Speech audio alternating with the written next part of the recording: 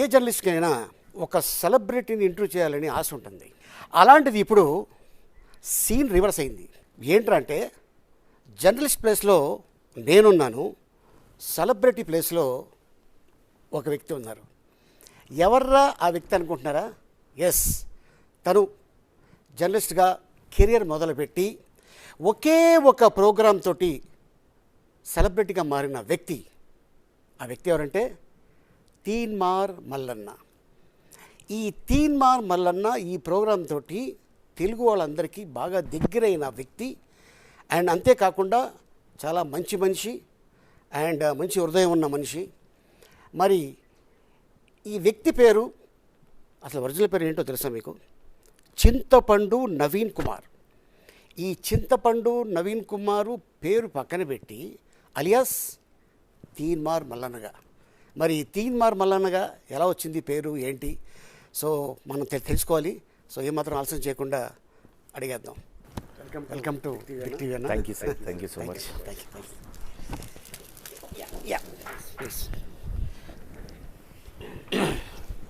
Welcome to the big talk show with Ali. Thank you. ఎలా ఉన్నారన్న? బాగున్నాను సార్. ఒక ఆయన ఈ ప్రశ్న అడిగితే నేను బాగాలేదండి, ₹1,00,000 అప్పిస్తారని అన్నాడు. అంటే ఎవరు తెలుసా వ్యక్తి? అంటే ఆరోగ్యంగా ఉన్న వాళ్ళకి అప్పులు పుడుతున్నాయి, ఇవ్వాలి రేపు. అందుకోసమని బాగున్నానని చెప్పా. ఇప్పుడు ఇవ్వచ్చు మీరు. సో సరదాగా ఆ వ్యక్తి ఎవరంటే మీకు బాగా తెలుసు, ఆర్జీబీ గారు. నేను బాగాలేదండి, నన్ను అప్పిస్తారా అన్నాడు ఆయన.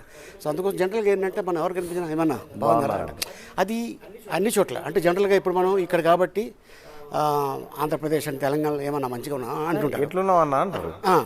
ఓకే. సో మనం బయట కంట్రీ వెళ్తున్నప్పుడు hi sir how are you అంటుంటాం. సో ఇది అలవాటు మనకి. సో ఎలా ఉన్నారు? బాగున్నాను, నేను అనుకున్నట్టున్నాను. Very good. అండ్ చాలామందికి మీ పేరు ఇప్పుడే నేను చెప్పాను, చింతపండు నవీన్ కుమార్. ఓకే, ఈ చింతపండు నవీన్ కుమార్ ఫ్రమ్ ఎక్కడ పుట్టారు, ఎక్కడ పెరిగారు, ఏం చదివారు? నేను పాత నల్లగొండ జిల్లా, ప్రస్తుతం యాదాద్రి భువనగిరి జిల్లాలో ఉన్నటువంటి తుర్కపల్లి మండలం మాదాపురం మా విలేజ్. ఓకే, అంటే ఈ హైటెక్ సిటీ కాదు, అది మాదాపురమే. ఈ హైటెక్ సిటీ మాదాపురాన్ని మా ఊరికి కూడా వస్తుంటారు అప్పుడప్పుడు జనాలు. ఓకే, అక్కడ నేను 1983లో జనవరి 17 రోజున జన్మించడం జరిగింది. ఓకే. నా స్కూల్ ఎడ్యుకేషన్ అంతా అక్కడే జరిగింది. 10th వరకు అక్కడ, హై స్కూల్ వరకు ఉంది, అక్కడ చదువుకున్నా. ఆ తర్వాత ఎస్విఎస్ కాలేజ్ విద్యానగర్, ఆ తర్వాత ఎస్పీ కాలేజ్ సికింద్రాబాద్, ఆ తర్వాత ఎస్ఎల్ఎన్ఎస్ కాలేజ్ భువనగిర్, ఆ తర్వాత ఉస్మానియా యూనివర్సిటీ, ఆ తర్వాత కాకతీయ యూనివర్సిటీ, ఆ తర్వాత జేఎన్టీయు. ఇట్లా పీజీలు కంప్లీట్ చేసుకుంటూ వచ్చిన ఇది నా ఎడ్యుకేషన్ ప్రస్థానం. దీంట్లో భాగంగానే స్కూల్లో ఉన్నప్పటి నుంచే నేను పేపర్ బాయ్గా వర్క్ చేస్తూ, ఊర్లో న్యూస్ పేపర్ వేస్తూ, అట్లా కొద్దిగా సైమల్టేనియస్గా చదువుకుంటూనే రిపోర్టర్గా వర్క్ చేస్తూ, అట్లా చేస్తూ కొంత. అంటే ఏంటి మీకు అబ్దుల్ కలాం గారి ఇన్స్పిరేషన్? లేదు, ఆయన కూడా పేపర్ బాయ్ లాగా. అంటే ఆయన దాంట్లో ఒక అబ్దుల్ కలామే ఉండడు, నా దాంట్లో మోడీ గారు కూడా ఉంటారు. అదే అడగబోతున్నాను. మోడీ గారు కూడా ఉంటారు. అదే సికింద్రాబాద్ స్టేషన్లో టీ అమ్మినండి. టీ అమ్మారండి. ప్లాట్ఫామ్లో నేను ఛాయ్ అమ్మిన. ఇంటర్మీడియట్లో ఉన్నప్పుడు పార్ట్ టైమ్గా కొద్దిగా డబ్బుల కోసం పోయి చేసుకునేది. అది హ్యాపీ సార్. దొంగతనం చేయలేదు. ఎంత ఇచ్చేవారు? ఎంత అని కాదు సార్, దాని 2 క్యాన్లు ఉంటాయి సార్. మోకా పర్చి అని. అంటే పర్చి అంటే కొనుగోలు, అంటే ఇంటికాడ తయారు చేసే ఛాయ్ అమ్ముకోవడం, అది ఉంటుండే సార్. ఆ క్యాన్ను బట్టి ఉంటుండే సార్. అప్పుడు ₹70 ఏమో క్యాన్కు ఉంటుండే సార్. అదంతా అమ్మితే ఒక 150-200 దాకా వచ్చేటి. ఓకే, అట్లా ఉంటుండే. సో అట్టగా ఛాయ్ అమ్మారు. అంటే ఏంటి అంటే ఇంట్లో వాళ్ళని డబ్బులు అడగకూడదు, ఆ వచ్చిన డబ్బులతోనే చదువుకోవాలనే ఉద్దేశంతో ఛాయ్ అమ్మారా? అంటే ఫస్ట్ ఆఫ్ ఆల్ నాకు చదువు అబ్బదు అనేది మా వాళ్ళకు ఫిక్స్ అయిపోయింది సార్. ఓకే, చదువు అబ్బదు అని. ఆఖరికి నేను ఇంటర్మీడియట్లో చేరినప్పుడు మా పెద్దన్నయ్య వెంకటేశ్వర్లు, అరే నువ్వు ఒక ఎకనామిక్స్ పాస్ అయ్యి చూపెట్టరు అన్నాడు. అవన్నీ పాస్ అయ్యి చూపెట్టిన నేను.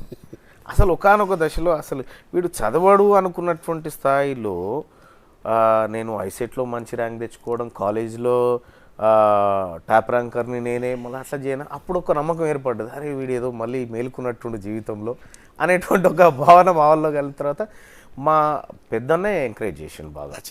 ఓకే. సో ఫాదర్ మదరు ఇంట్లోనే ఇంట్లోనే ఉంటారు. వ్యవసాయం చేసేవారా ఫాదర్? నాన్న పాల వ్యాపారం చేసేవారు. పాల వ్యాపారం. మా నాన్న పాల వ్యాపారం ఇక్కడ సికింద్రాబాద్ అల్ఫా హోటల్, ఈ హోటల్కి ముషీరాబాద్ బాకారం ఇటు తెచ్చి పోసేది. మా ఊరికి హైదరాబాద్కి జస్ట్ ఒక 30-35 కిలోమీటర్ల దూరం కాబట్టి ఊర్లో పాలు సేకరించి తీసుకొచ్చి, అప్పుడు మా నాన్న పాల వ్యాపారం చేసినప్పుడు 30 పైసలకు లీటర్ పాలు. నాకు గుర్తున్న కాడికి ₹7.50 అప్పుడు తను ఇంకా ఆ దందాన్ని వదిలేసినాడు, పాల బిజినెస్ని వదిలేసినాడు. ఒరిజినల్ పాలు అమ్మేవాళ్ళు? ఒరిజినల్ పాలు అంటే మేము కూడా పోయేదిగా, పిసుకొస్తాను నేను పోయేది. అంటే జనరల్గా పాలు తీసిన తర్వాత నీళ్లు కలుపుతారు కదా? అవును. అట్టగే ఉండేది కాదు. అంటే అది ఎక్కడ ఉంటుంది అంటే, సరే ఎవరైనా మనం రైతుల దగ్గర కొనుగోలు చేస్తాం కదా, మనం పోయేసరికి వాళ్ళు పిండి అందులో కొన్ని నీళ్లు పోసి అట్లా కల్పించేటోళ్ళు. కానీ అది అన్ని పాలకు దగ్గర పోసినప్పుడు అది పెద్దగా ఎఫెక్ట్ కనిపించకపోయేది. నీళ్లు పోస్తే ప్రాబ్లం లేదు, కానీ ఏమైనా దాంట్లో కలపరాని వస్తువులు కలిపి చిక్కదనం కోసం ప్రయత్నం చేస్తేనే అది ప్రమాదకరం. ఇప్పుడు ఇవాళ రోజుల్లో చూస్తూ ఉన్నాం చాలా చోట్ల. నేను అదే అందుకే ఒరిజినల్ పాలు అమ్మేవాళ్ళు. ఒరిజినల్ పాలు ఎందుకంటే ఒక పాలు వ్యాపారం చేసే వాళ్ళ మీద మీరు ఒక కామెంట్ చేశారు. అది మాట్లాడదాం సార్. నేను మా నాన్న పాల వ్యాపారం చేసినప్పుడు ఇట్లా క్యాన్ తీసుకొని వచ్చేది సార్. క్యాన్ తీసుకొని వచ్చి ఇంటి ముంగట అన్ని పెట్టేది, సైకిల్ కట్టేది కదా. నాకు ఒక గ్లాస్ ఉంటుండే సార్, సపరేట్ గ్లాస్. ఆ గ్లాస్ పచ్చి పాలు తాగేటుంది సార్. ఓకే. పచ్చిపాలు అది విషయమో ఇంకోటి అయితే నేను తాగపోతుంటే కదా సార్, మా తండ్రి గారు నాకిట్ట తాపిస్తారు. అట్లా నేను ఆ పాలు తాగేటోను సార్. ఆ వాతావరణంలో పాలు పెరుగు వాతావరణంలోనే బాగా పెరిగినాం. సో అది తాగడం వల్ల ఇంత ధైర్యం వచ్చిందా? ధైర్యం ఏం లేదు సార్, ధైర్యం ఏముంది, సహజంగా నాకు ఉండాల్సింది ఉంది. ఓకే. మా నాన్నకున్నంత పొగరు, మా నాన్నకున్నంత ఆవేశం, మా నాన్నకున్నంత ఆలోచన నాకు ఉన్నాయి అంతే. ఓకే. సో ఫాదర్ మదర్ మొత్తం మీరు ఎంతమంది సంతానం? మా అమ్మ నాన్న వాళ్ళకి 4 సంతానం. ఓకే. పెద్దన్నయ్య వెంకటేశ్వర్లు, రెండో అన్నయ్య శ్రీనివాసు ఈ స్టూడియో నుంచి ఒక 100-200 మీటర్ దూరంలో ఉంటుంది. ఆ తర్వాత అక్క నాకంటే పెద్ద, నేను అందరికంటే చిన్నవాడిని. మీరు లాస్ట్? నేనే చివరి. ఓకే. నేనే ఆఖరి అన్నట్టు. మేము 4 సంతానం. పవర్ఫుల్ అనమాట. ఎస్ అనుకుంటున్నా నేనైతే. 4 సంతానం. ఎంతైనా కూడా మా నాన్నే పవర్ఫుల్. ఓకే, అంతే కదా. ప్రతి కొడుక్కి ఫాదర్ హీరో. ఎస్. సో అంటే మీ అన్నయ్య గారు ఏం చేస్తారు పెద్దన్న? పెద్దన్నయ్య యాక్చువల్గా ఆయన సాఫ్ట్వేర్ ఇంజనీర్ ఉండే. ఓకే. సాఫ్ట్వేర్ ఇంజనీర్ ఉండే. మా కుటుంబాల్లో చదవాలి, చదవకపోతే మన పరిస్థితి ఇట్లుంటుంది అనడానికి మొత్తం మా ఎంటైర్ చింతపండు ఫ్యామిలీలో ఆయన ఇన్స్పిరేషన్. ఆయన చదువుకొని ఆయన కూడా చాలా కష్టపడి చదివింది సార్, మామూలు చదువు కాదు అది. ఆయన ఏది టెక్స్టైల్ షాప్లో జీతం ఉండి, సైకిల్ షాప్లో జీతం ఉండి చదువుకొని, అట్లా ఎస్టీడీ బూత్లో జీతం ఉండి అట్లా చదువుకొని, ఏది ఈ విజయ పాల డైరీస్ ఈ లాలాపేట దగ్గర ఉన్న దాంట్లో ట్రేలు మోసి మరీ ఆయన చదువుకోండి సార్. ఓకే. అట్లా చదువుకొని ఆయన ఓ స్థాయిలో చదువు విలువ మాకు కూడా తెలియజేసింది. చదువుకోకపోతే ఏం లేదనే పరిస్థితులకు తీసుకొచ్చిండు. మా రెండో అన్న శ్రీనివాస్ అని ఉంటాడు సార్. పాపం ఆయనకు చదువు ఎక్కువ అవ్వలే కానీ కష్టం బాగా చేసేవాడు సార్. దుబాయ్ ఏది మన భీవండికి పోయి సాంచల పని చేసేవాడు, ముంబై సాంచల పని చేసేవాడు. ప్రస్తుతం ఇప్పుడు క్యాబ్ నడుపుకుంటాడు సార్, క్యాబ్ డ్రైవరు స్టిల్ ఇప్పటికి కూడా. మా అక్క ఉంది సార్, మా అక్క ఇప్పుడు గవర్నమెంట్ ఎంప్లాయీ సార్. ఓకే. ఏఎన్ఎంగా పనిచేస్తుంది. తర్వాత ఇక నేనేమో సరిగా ఇట్లా తిరుగుతున్నా. సో మీది లవ్ మ్యారేజ్ అని విన్నాను. Yes sir. ఎక్కడ? నాది యాక్చువల్గా నేను సికింద్రాబాద్ ఎస్పీ కాలేజీలో డిగ్రీ చేస్తున్నాను సమయం సార్.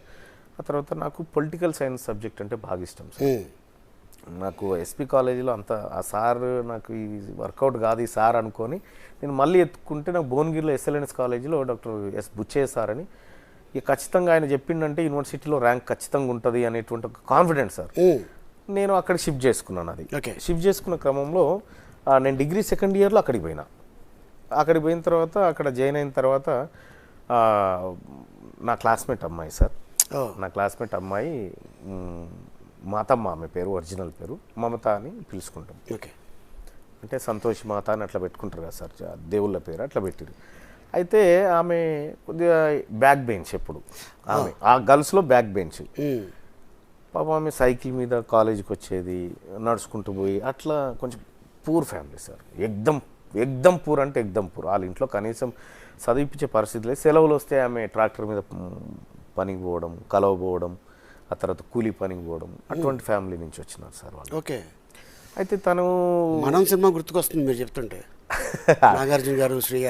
ఏమో సార్ నాకు సినిమాల గురించి పెద్ద తెలియదు కానీ తను అంటే ఎందుకంటే ఇక అరే నిజంగా మన వల్ల ఒక లైఫ్ ఏదన్నా ఒకటి సెట్ కావాలి అన్న ఉద్దేశంతో ఎందుకు మేమిద్దరం బ్యాక్ బెంచ్లో అంటే ఎడ్యుకేషన్లో ఏం అది కాదు సార్, మళ్ళా అక్కడ వెనకబడకపోతుంటాం.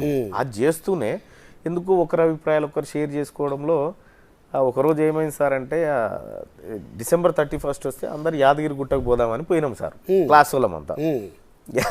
ఎవరు చెప్పలే యాదగిరి గుట్టకు పోతే ఎట్లా కలిసింది అంటే యాదగిరి గుట్టకు పోయి వస్తుంటే January 1కి గ్రీటింగ్స్ ఇచ్చుకునే అలవాటు ఉంది సార్, గ్రీటింగ్ కార్డ్స్ అప్పట్లో చాలా. అయితే ఆ గ్రీటింగ్ కార్డులో తనిచ్చింది ఓ 2 లవ్ సింబల్స్ ఉన్నాయి, దాంట్లో ఒక 2 పావురాల బొమ్మలు ఉన్నాయి, ఎగిరిపోతున్నాయి. ఇది ఎందుకు ఇచ్చింది నాకు అని అనుకున్నా. సరే ఇది ఏందో అని చెప్పి ఇక ఒకసారి సరే మాట్లాడుకున్నాం, ఏంది ఏమన్నా అంటే ఏం లేదంటే అసలు చెప్పడానికి ఇబ్బంది పడేటువంటి పరిస్థితుల్లో లాగుదాం లోపల నుంచి అని మీకు ఉద్దేశం? లేదు అట్లనే కలిసి ఇట్లా అయితే ఓకే తను ఇష్టపడుతుంది కదా, సో నాకు కూడా ఇష్టమే అనిపించింది. సరే అట్లా కంటిన్యూ అయ్యాం సార్. కాలేజ్ మొత్తం తెలుసు మీ ఇద్దరం ఇష్టపడతామని. అయితే ఆ కాలేజ్ మీ ఏజ్ ఎంత, ఆవిడ ఏజ్ ఎంత అప్పుడు? సార్ నా ఏజ్ వచ్చేసి ఆమె నాకంటే 3 years ఏమో చిన్న సార్. ఓకే, 3 years 4 years చిన్నది అనుకుంటా. రైట్. అయితే నేను కొద్దిగా లేట్గా చదివిన సార్, అంటే 10th తర్వాత లేట్గా చదివిన. ఆ తర్వాత ఒక 5 years గ్యాప్ ఇచ్చి చదివితే ఆమె మళ్ళీ నా క్లాస్మేట్ అయింది. ఓకే. అయితే ఆమె కాలేజ్ అంతా తెలుసు సార్. ఆమె ఆ SLNS కాలేజ్ అది చాలా పెద్ద కాలేజ్ సార్. అందులో మన గ్యాంగ్స్టర్ నయీం, విమలక్క, కర్ణె ప్రభాకర్ లాంటి వాళ్ళు చదివిన కాలేజ్ అది. అయితే దాంట్లో నేను చదువుకునేటువంటి ఆమె రాష్ట్రపతి పరేడ్ అబ్దుల్ కలాం నుంచి అవార్డు తీసుకుంది సార్. మా మిస్సెస్ ఆర్డీ పరేడ్ చేసింది. ఆ కాలేజ్ నుంచి ఫస్ట్ ఉమెన్ సార్. ఆ కాలేజ్ నుంచి ఫస్ట్. ఇక ఆ తర్వాత సేమ్ అదే స్థాయిలో ఒక అవార్డు తీసుకుంది నేనే సార్. మళ్ళీ దాంట్లో NSSలో ఓకే, నేషనల్ సర్వీస్ స్కీమ్ అనే ప్రోగ్రామ్ ఉంటుంది కదా సార్, దాంట్లో మేము అవార్డులు తీసుకున్నాం. మాకు ఎక్కడెక్కడో మ్యాచ్ అయిపోయింది. ఇక మ్యాచ్ అయిపోయి కొద్దిగా అది ప్రేమగా మారింది. ప్రేమగా మారిన తర్వాత ఒక 9 సంవత్సరాల పాటు దాన్ని కంటిన్యూ చేసుకుంటూ వచ్చి ఫస్ట్ లైఫ్లో సెట్ కావాలని చెప్పి ఆ తర్వాత బుచ్చే సార్ సారథ్యంలోనే చదువుకున్నాం సార్. ఉస్మానియా యూనివర్సిటీ నేను 90 ర్యాంక్ సార్ నాది పొలిటికల్ సైన్స్లో, నా క్యాంపస్లో సీటు. ఆ తర్వాత తనకు ఎకనామిక్స్లో సీట్ వచ్చింది. ఇద్దరం చదువుకున్నాం. అది కంటిన్యూ అవుతా ఉంది. అయిన తర్వాత ఇంకా పెళ్ళి అనే టాపిక్. ఓకే. అయితే ఉద్యోగం లేదు సరే, నేను చేస్తూ ఉన్నా జర్నలిజం, అదో ఏదో చేస్తూ ఉన్నా, కొద్దిగా గొప్ప వస్తూ ఉన్నాయి, మా దగ్గర సరిపోతా ఉన్నాయి. అంటే మా ఇంట్లో ఎన్నడూ కూడా ఒక్క అనా పైసా నన్ను అడగలేదు సార్. మా నాన్న కానీ మా అమ్మ కానీ ఎవరు నా మీద డిపెండ్ కాదు. చిన్నోని కాదు సార్, ఇట్లా ఏందో అన్నట్టు వదిలేసారు. సరే ఆమెకు నేను విజయవాడలో కోచింగ్ ఇప్పించిన సార్. ఓకే, విజయవాడలో అవనిగడ్లో కోచింగ్ ఇప్పించిన తను గవర్నమెంట్ జాబ్ సంపాదించి అప్పుడే వచ్చింది. గవర్నమెంట్ జాబ్ వచ్చిందిగా, చలో ఇక కిచెన్ సెక్యూరిటీ ఉంది. ఓకే, చలో ఇక పెళ్ళి అయితే చేసుకుంటా. ఆంధ్ర గవర్నమెంట్ వచ్చిందా, తెలంగాణ గవర్నమెంట్? ఏపీ ఉమ్మడి రాష్ట్రంలోనే సార్. అప్పుడు ఉమ్మడి రాష్ట్రంలోనే వచ్చింది సార్. రైట్. 2012లో సార్. ఓకే, 2012లో ఆమెకు ఉద్యోగం వచ్చిన తర్వాత 2014లో మేము పెళ్లి చేసుకున్నాం. ఓకే, పెళ్లి చేసుకొని ఇక తర్వాత ఆ పెళ్ళికి కూడా ఇక ఎట్లా అంటే ఇక ఊర్లలో ఎట్లుంటుంది సార్, అంటే కమ్యూనిటీ చిన్నదన్న ఫీలింగ్ కొంతమందికి ఉంటుంది కదా సార్, మా కుటుంబానికి లేకుండే. సో పెళ్ళైన తర్వాత మీ ఎడ్యుకేషన్ కంటిన్యూ అయిందా? ఇంకెక్కడ సార్, ఇంకా లేదు. అప్పటికి తను చదివింది, మళ్ళీ తను MPD చేసింది, తను ఇక రకరకాల కోర్సులు చేసి కార్యక్రమం చేసింది. నేను కూడా చదువుకున్నా, నేను కూడా జర్నలిజం చేసిన. ఎందుకు అడిగానంటే చెరో సైకిల్ మీద వెళ్ళేవాళ్ళు కదా, సో పెళ్ళైన తర్వాత ఒకే సైకిల్ మీద వెళ్ళారేమో. లేదు సార్, ఇంకా అంత దాకా రాలేదు సార్. అయితే ఆ క్రమంలోనే పెళ్ళి కాకముందుకే తనకు వచ్చిన శాలరీ, నా శాలరీ ఏదో ఓ బండి కొన్నాం సార్. మొత్తం మీద ఓ బండి, అది CB టిస్టర్ అనేటువంటి బండి, AP 10AL 7986 బండి నెంబర్. ఆ బండి నాకు ఫ్రెండ్ ఉంటుండే బషీర్ అని, నా క్లాస్మేట్. అది 786 ఉంది, ఈ బండి నాకు కావాలంటే వానికి ఇవ్వకపోతుంటే నేను ఆ బండి కొని ఈమెను ఫస్ట్ ఈమెను ఎక్కించుకోవాలి కదా అని ఈమె అప్పుడు క్యాంపస్లో చదువుకుంటుండే, ఆ పక్కనున్న స్కూల్లో టీచర్గా పనిచేస్తుంది. ఓకే, ఆ స్కూల్ కాడికి పోయి వెయిట్ చేసి ఫస్ట్ ఆ బండి మీద ఎక్కించుకొని ఒకసారి అట్లా రౌండ్ కొట్టి ఇదే అమ్మాయి బండి అని చెప్పి చూపించి, మీకోసమే కొన్నాను, నా కోసం. అలాగే డైలాగ్ లేదా? లేదు సార్, నేను క్యాంపస్ నుంచి ఆఫీస్కి పోవాలి కదా, ఆఫీస్కి పోవడానికి కొనుక్కున్నా. సో ఫస్ట్ అది. ఆ తర్వాత పెళ్ళైన తర్వాత మేము ఇటు ఉప్పల్ వైపు వచ్చినాం సార్. ఎందుకంటే తన ఉద్యోగం అటువైపే కాబట్టి తను పోయి రావడానికి దగ్గరగా ఉంటుంది. అక్కడ వైపు ఉన్న అక్కడే సెటిల్ అయిపోయినా సార్. ఇప్పుడు ఇది జరిగిన ప్రయాణం. ఓకే. సో మీకు పిల్లలు? నాకు ఫస్ట్ ఒక బాబు ఉండే సార్, చనిపోయాడు.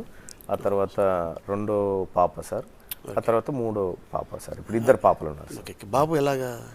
బాబు యాక్చువల్గా మేము ఏం చేసిందంటే స్కూల్లో సైన్ చేయడానికి పోయింది. రేపో ఎల్లుండో డెలివరీ అనగా స్కూల్లో సైన్ చేసి వస్తే ఇంకా ఆ 6 months సెలవులు ఉండేటివి. ఆ సైన్ చేయడానికి పోయింది. మరి అక్కడ ఏదన్నా బ్లడ్ ప్రెషర్ ఎక్కువైందో ఏమో తెలియదు, బాబు కడుపులో చనిపోయినాడు సార్. ఇక్కడ జరిగిపోయింది కదా. సో మళ్ళీ పాప? మళ్ళీ పాప సార్, పెద్ద పాప. తను ఏం చేస్తుంది ఇప్పుడు? తను 5 years సార్. యాక్చువల్గా తను స్పెషల్ బేబీ. తను నడవలేదు, కూర్చోలేదు. 5 సంవత్సరాలు ఉంటుంది సార్. తను వెరీ యాక్టివ్గా ఉంటుంది సార్. ఓకే. రైట్. రెండో ఆమె ఒక 3 సంవత్సరాలు ఉంటుంది సార్. ఆ పాప ఇప్పుడు మాటలు వస్తున్నాయి, ఇప్పుడు బెదిరిస్తుంది సార్. ఇప్పుడు బెదిరిస్తుంది మన లాంగ్వేజ్లో. బ్లడ్ కదా. ఇక అది సార్ నా కుటుంబ నేపథ్యం. ఓకే. ఇక మా మిస్సెస్ వాళ్ళకి 3 ఆడపిల్లలు సార్. వాళ్ళు మేము 3 అన్నదమ్ముల లెక్క, వాళ్ళు 3 ఆడపిల్లలు. వాళ్ళ కొడుకులు లేరు సార్. కొడుకులు లేరు. వీళ్ళిద్దరు ట్విన్స్ ఉండే. ఒక అమ్మాయి పెళ్ళి అయిపోయింది, ఈమె నేను చేసుకున్నా. తర్వాత ఇంకొక చిన్న ఆమెది కూడా పెళ్లి చేసేసినాం సార్. ఆమె కూడా హ్యాపీగా లెక్చరర్కి ఇచ్చి చేసినాం. ఓకే. అయిపోయింది సార్. ఇక మా అత్త మామ ఇక్కడ ఉంటారు, అక్కడ ఉంటారు. ఇది సార్. సో ఏమీ లేకుండా ఇంత దూరం వచ్చాం మనం సార్. చాలా బాగున్నాం, హాయిగా ఉన్నాం మన సంపాదనతోటి. ఓకే, పోయి వెళ్తున్నాం, భార్య బిడ్డలు బాగున్నారా లేదా? ఓకే. ఈ గ్యాప్లో ఎందుకు ఇది అంతా మీదేసుకున్నారు? ఏది సార్? మామూలుగా ఎనీ ఇష్యూ, ఈ గొడవలు, ఈ కేసులు, ఈ వ్యవహారమా సార్? అంటే మీ ఇంట్లో జనరల్గా మనకు ఎందుకు అని ఎప్పుడు చెప్పలేదా? నెవర్ సార్, నెవర్ చెప్పలే. ఓకే. ఆ మాట ఇప్పటి వరకు నా కుటుంబం నుంచి రాలే, ఈవెన్ మా మిస్సెస్ నుంచి కూడా మనకి ఎందుకు అనే మాట రాలే. ఓకే. నేను చేస్తున్న తప్పు కాదు సార్, నేను కాజ్ కోసం ఫైట్ చేస్తున్నా, ప్రజల కోసం ఫైట్ చేస్తున్నా, ప్రజల ఆశయాల కోసం చేస్తూ ఉన్నా. నిజంగా ఈ రాష్ట్రంలో నేను చేయాల్సిన పని కాదు సార్ అది. నేను కూడా క్యూ న్యూస్ అనే ఛానల్ పెట్టి ప్రజలకి తద్వారా ఏదో కార్యక్రమాలు చేస్తూ ఉన్నంటే ప్రతిపక్షాలు ఈ పని వాళ్ళు చేసినంటే నాకు ఈ క్యూ న్యూస్ అక్కర లేకుండే, ఇదంతా అక్కరే లేకుండే సార్. వీళ్ళు బాధ్యత నుంచి తప్పుకున్నారు కాబట్టి ఎవరో ఒకరు అడగాలి, ఎవరో ఒకరు వాళ్ళ తరఫున గొంతెత్తాలి. ఇప్పుడు లక్షలాది మంది ప్రేక్షకుల తరఫున మీరు ఇక్కడ ప్రతినిధిగా కూర్చొని మాట్లాడినట్టే లక్షలాది సమస్యలకు నేను కూడా ఒక ప్రతినిధిగా మారాలనుకున్నా సార్. అందుకోసం చేసినటువంటి ప్రయత్నమే. సో ఇక్కడ నేను నా కర్తవ్యంలో ఎక్కడా నేను తప్పు చేయలేదు సార్. అందుకోసమే నా కుటుంబం నాకు ఎంకరేజ్ చేసింది. ఎస్, మీరు అన్నట్టుగా నా మీద 68 కేసులు పెట్టింది సార్. 68 కేసులు సార్. 68 కేసులు సార్. 68 కేసులు సెంచరీ కొడతారా సార్? కేసీఆర్ గారి మీద 142 ఉన్నాయి. నేను కేసీఆర్ గారిని కావాలంటే చాలా దూరంలో ఉన్నా సార్. నేను ఒకవేళ చెప్పాలనుకుంటే సార్, కేసులు అనేటివి భయపడే వాళ్ళని మాత్రమే భయపెడతాయి సార్. నాకు నథింగ్ అవి కేసులు. అసలు నేను న్యూస్ పేపర్ వచ్చినట్టే వస్తాయి 90 కేసు పేపర్లు రోజు, అట్లా నేను పట్టించుకోను సార్. కానీ అల్టిమేట్గా కేసులు ఒక మనిషి మనోస్థైర్యాన్ని దెబ్బతీస్తే అనుకుంటే అది వాళ్ళ మూర్ఖత్వం. నా విషయంలో 68 కేసులు అయినాయి. ఇంకా ఇది అయిపోయిన తర్వాత లెక్క పెరుగుతుంది మళ్ళీ, ఇట్లా ఉంటాయి. వాటిని నేను పెద్దగా పట్టించుకోను సార్. తర్వాత దాడులు జరిగినాయి సార్. దాడులు జరిగినాయి అంటే చంపడానికి ప్రయత్నాలు జరిగినాయి, ఇవన్నీ జరిగినాయి. ఎన్ని జరిగినా కూడా నేను ప్రతిరోజు నా పిల్లల్ని చూసుకొని వస్తా. ఇదే ఆఖరి బేట అనుకొని వస్తా. నేను పని చేసుకుని పోతా, మళ్ళీ వస్తే మిమ్మల్ని చూస్తా. కిచెన్ సెక్యూరిటీ ఉంది, ఇక నా మీద డిపెండ్ అయితే లేదు కదా అని పోతా సార్. కానీ లక్కీగా ఏంటంటే నేను చేసే పని నన్ను రక్షిస్తా సార్. ప్రతిసారి నేను ఎక్కడ నిలబడ్డా ఓ 10 మంది వచ్చి ఇట్లా అండగా నిలబడిపోతారు సార్. కనీసం ఒక ఆటో అయినా, ఆర్టీసీ బస్సు అయినా, ఎవరు కూలో నాలో ఎవరు వచ్చినా కూడా మా అన్న వచ్చిండని కూర్చున్న పెడతారు, చేస్తారు. అసలు తీన్మార్ మల్లన్న మీద ఏమైనా జరిగిందంటే కొన్ని వేల మంది నిమిషంలో పోగైపోతారు సార్. ఒక చిన్నగా ఏదైనా జరిగిందంటే ఎందుకు వస్తారు సార్ వాళ్ళంతా? ఓకే. వాళ్ళకి ఏదో ఒక నమ్మకం ఉంది, మా కోసం పనిచేసేటోడు ఉన్నాడు అనేటువంటి ఒక నమ్మకం ఉంది సార్. మరి ఎవరు చేయకపోతే ఎవరు చేయాలి సార్? ఇదంతా ఎవరో ఒకరు చేయాలి కదా సార్. ఓకే. ఇప్పుడు నా చేతిలో పవర్ లేదు, నాకేం గ్రీన్ ఇంక్ లేదు, లేకపోతే నాకు పదవి లేదు, ఏం లేదు సార్. మీరు ఒకసారి మార్నింగ్ న్యూస్ అని చెప్పి మా స్టూడియోలో జరుగుతుంది సార్ పొద్దున. మీరు ప్రగతి భవన్ కాడ ఉండాల్సిన పబ్లిక్ అంతా నా ఆఫీస్ కానే ఉంటారు సార్. అదే ఏదైనా కష్టాలు ఉంటే నన్ను పిలవండి, ఎప్పుడు మల్లన్న మీ తోడు ఉంటాడు అని మీరు చెప్పడం జరిగింది. సో అందుకోసం జనాలు మిమ్మల్ని నమ్ముకొని అంతమంది వస్తున్నారంటే బయట జరిగిన న్యాయం మల్లన్న దగ్గర జరుగుతుంది అని చెప్పేసి వస్తున్నారు. Yes sir. ఎందుకంటే సార్ నేను ఉన్న హక్కులను, ఈ రాజ్యాంగం ఇచ్చిన హక్కుల ద్వారా ఓ అధికారి, ఇప్పుడు సపోజ్ సార్ ఒక అధికారికి తీన్మార్ మల్లన్న నువ్వు అధికారికి ఫోన్ చేస్తావు అంటే ఆ అధికారికి సెల్ ఫోన్ బిల్లు కట్టింది కూడా మా పన్నులతోటేనా, మరి నేను ఎందుకు ఫోన్ చేయకూడదు? అట్లా నేను చాలాసార్లు సార్ ప్రజలకి ధైర్యాన్ని నేర్పించే ప్రయత్నం చేసిన సార్. ప్రజలు మీరు చూడండి సార్, మొత్తం భూమి మీద ముఖ్యంగా ఎస్పెషల్గా ఇండియాలో, తెలంగాణలో మనం ఎవరికి అన్యాయం చేస్తే పోలీసు వాళ్ళు కొడతారా, కేసు పెడతారా, చట్టాలు మనం శిక్షిస్తారా అని భయపడేటోళ్ళు 10% మంది, దేవుడు కొడతాడరా అనుకుంటే వాళ్ళు 90% మంది, దేవుడు శిక్షిస్తాడు అనుకుంటే వాళ్ళు 90% మంది ఉంటారు. అయితే ఈ ప్రజల్లో ఉండేటువంటి భయం ఏదైతే ఉంది సార్, ఈ భయాన్ని తీసేస్తే వాళ్ళు అద్భుతంగా తయారవుతారు సార్. ఇలా తెలంగాణ రాష్ట్రంలో ప్రజలు అంతో ఇంతో అధికారులను కానీ పొలిటీషియన్స్ని కానీ నీ సంగతి ఏందని ప్రశ్నిస్తారంటే మేము నేర్పిన ధైర్యం సార్ అది. ఇలా తీన్మార్ మల్లన్న ఒక్కడు ప్రశ్నించడం స్టార్ట్ చేసినప్పుడు ఇలా లక్షలాది మంది ప్రజలు ప్రశ్నిస్తూ ఉన్నారు. ప్రశ్న అనేది హక్కు సార్, అది ప్రజలకు ఇవ్వబడిన హక్కు. ఆ హక్కును నువ్వు అడగకూడదు అని నీకు కూడా లేదు ఎవరు. ఇప్పుడు సార్ సపోజ్ నేను ఒకటి చెప్పిన సార్, నేను గతంలో చాలాసార్లు కూడా చెప్పిన,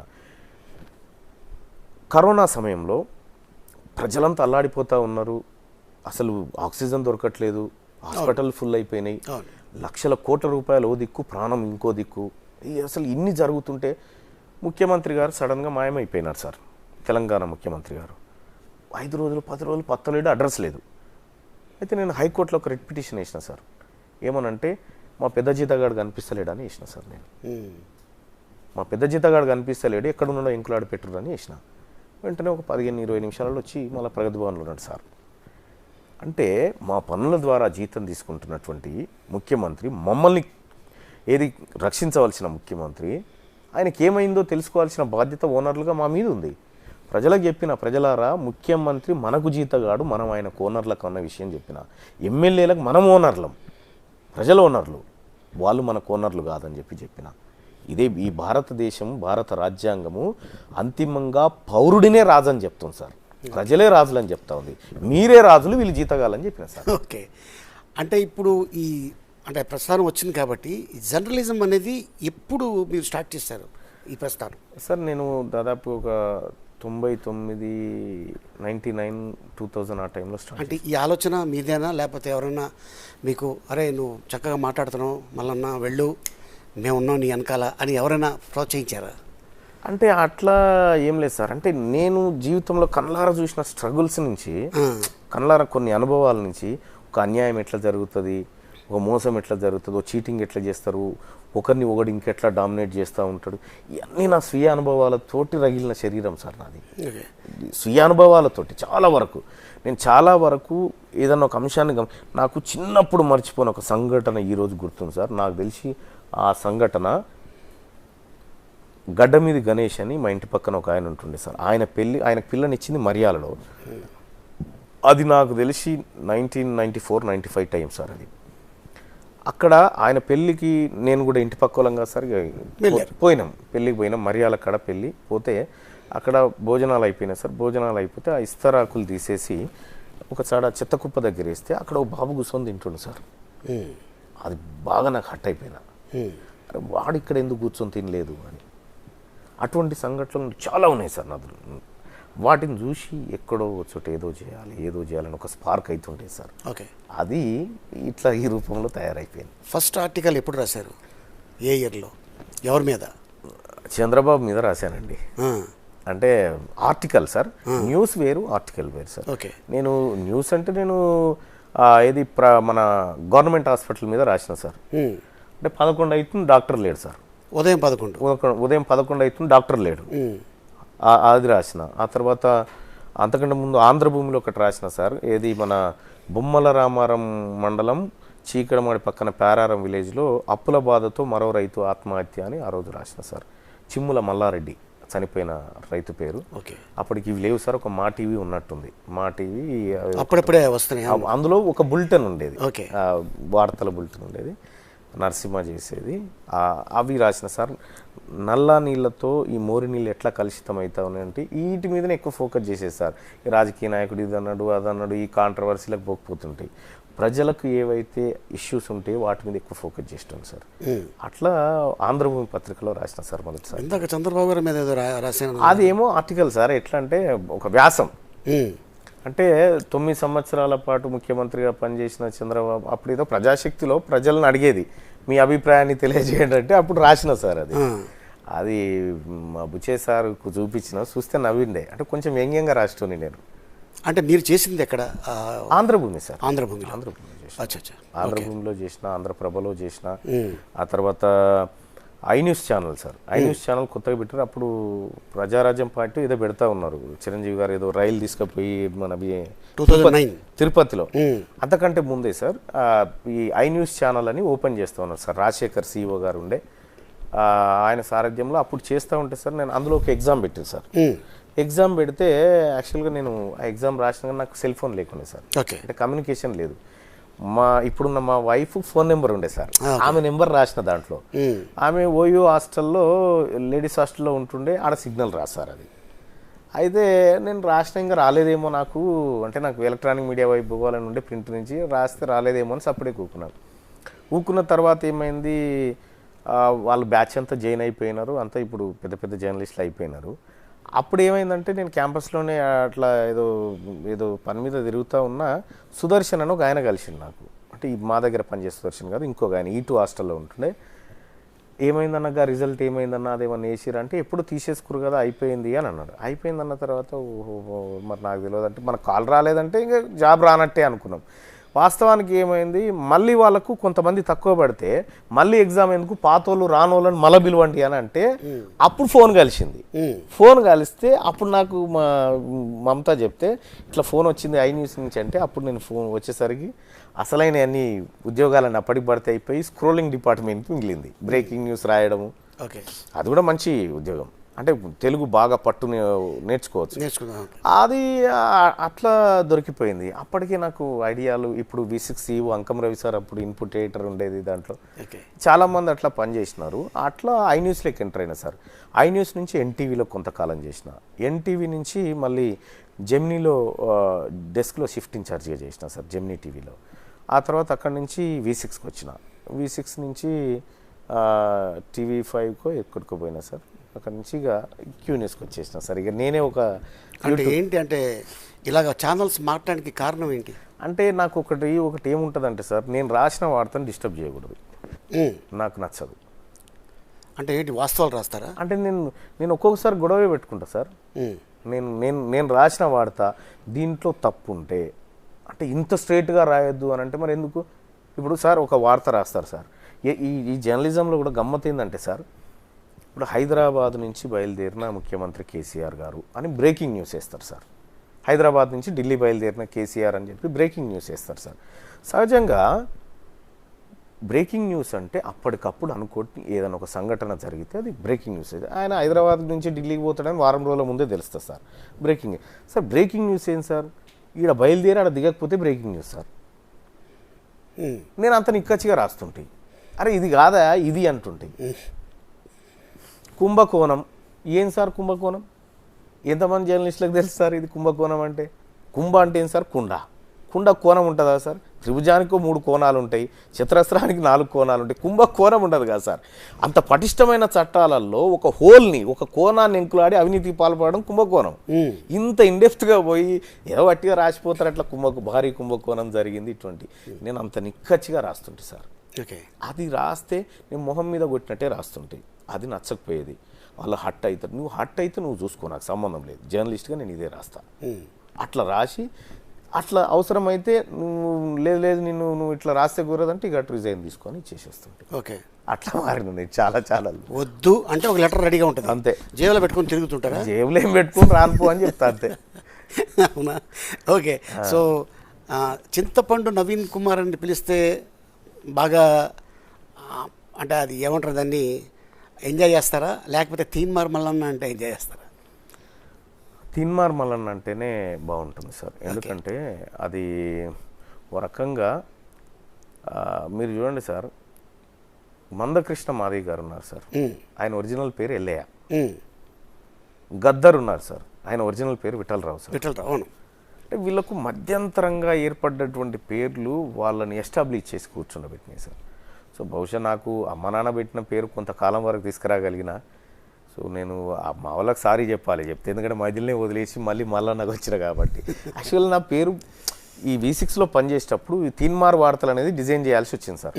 అప్పుడు అంకమరాజు గారి సహకారంతో ఆ డిజైన్ చేసిన సార్ నేను. ఆ తీన్మార్ వార్తలు ఇట్లా ఉండాలి, అసలు ప్రజల యాంగిల్లో వార్తలు ఉండాలి, అసలు ఇంట్లో ముసలోళ్ళు ఎందుకు వార్తలు చూస్తలేరు అని అంటే మన లాంగ్వేజ్ అక్కడ లేదు, మనకు కనెక్ట్ అవుతలేదు అని చెప్పి ఆ లాంగ్వేజ్లో వార్తలు రాసి అప్పుడు ఆ ప్రయోగాలు చేసినప్పుడు నాకు అంకమరాజు సార్ బాగా సహకరించాడు.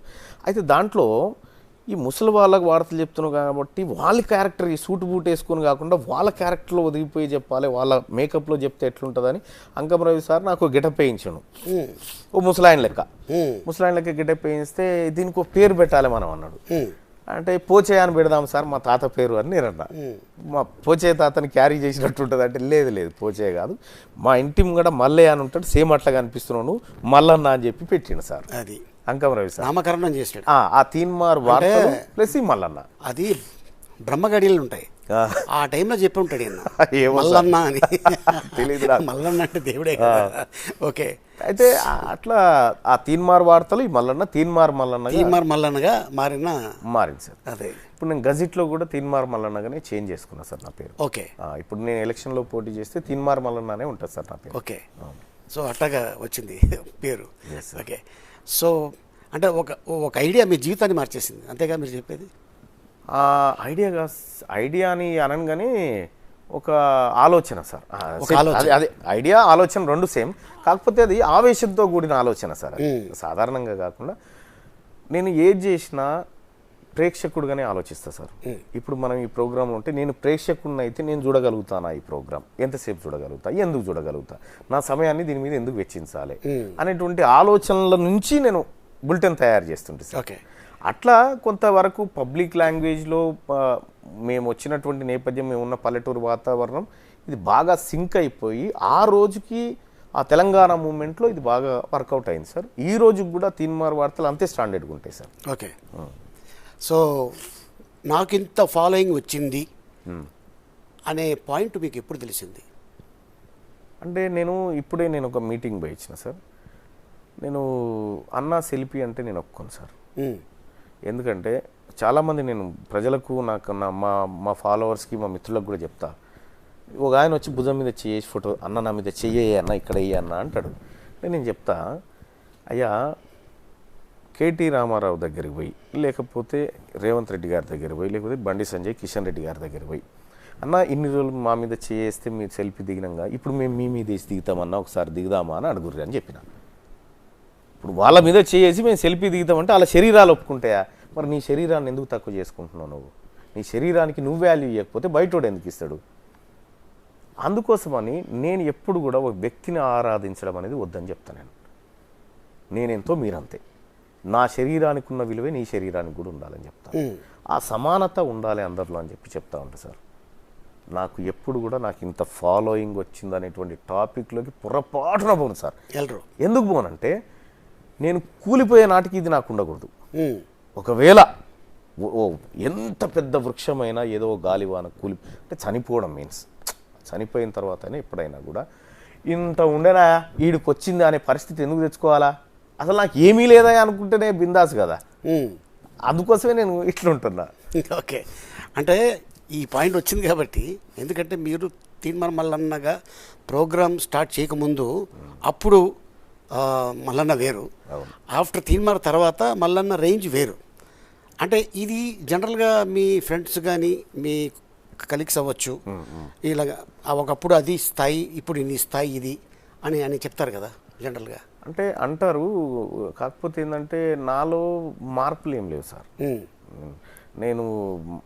నేనేమనుకుంటా అంటే అదొక ఒక ఖడ్గం లాంటి క్యారెక్టర్. అది దాన్ని చూసి ఎవడన్నా భయపడగలని దాచిపెట్టుకొని వాళ్ళతో మాట్లాడుకుంటూ పోయేటువంటి పరిస్థితిలో ఉంటుంది. ఇప్పటికి కూడా నా ఫ్రెండ్స్ అయినా ఎవరైనా కూడా నేను నిన్న నా క్లాస్మేట్ కూతురు పెళ్ళయింది సార్. నా క్లాస్మేట్ కూతురు పద్మ అని 10th క్లాస్ అమ్మాయి పెళ్ళయింది. ఆడికి పోయినాం, ఫ్రెండ్స్ అందరు వచ్చినారు, ఇట్లే కూర్చున్నాం, మాట్లాడినాం. సహజంగా ఫ్రెండ్స్ అందరూ ఇట్లా చేసి మాట్లాడుతుంటే ఇప్పుడు మా ఇంటి వచ్చిన పిల్లలు అయిపోతే అవుతా ఉన్నారు ఇంకా. అంటే వాళ్ళకు నేను ఇక్కడికి వస్తే వాళ్ళ ఫ్రెండ్నే తప్ప మళ్ళీ నన్ను ఎట్లా అవుతా? నేను మా ఇంటికి పోతే మా అమ్మ బిడ్డనే అవుతా, మా నాన్న కొడుకునే అవుతుంది తప్ప నేను పెద్దోడిని ఎట్లా అవుతా? నాకు వాళ్ళ తర్వాతనే ఇవన్నీ.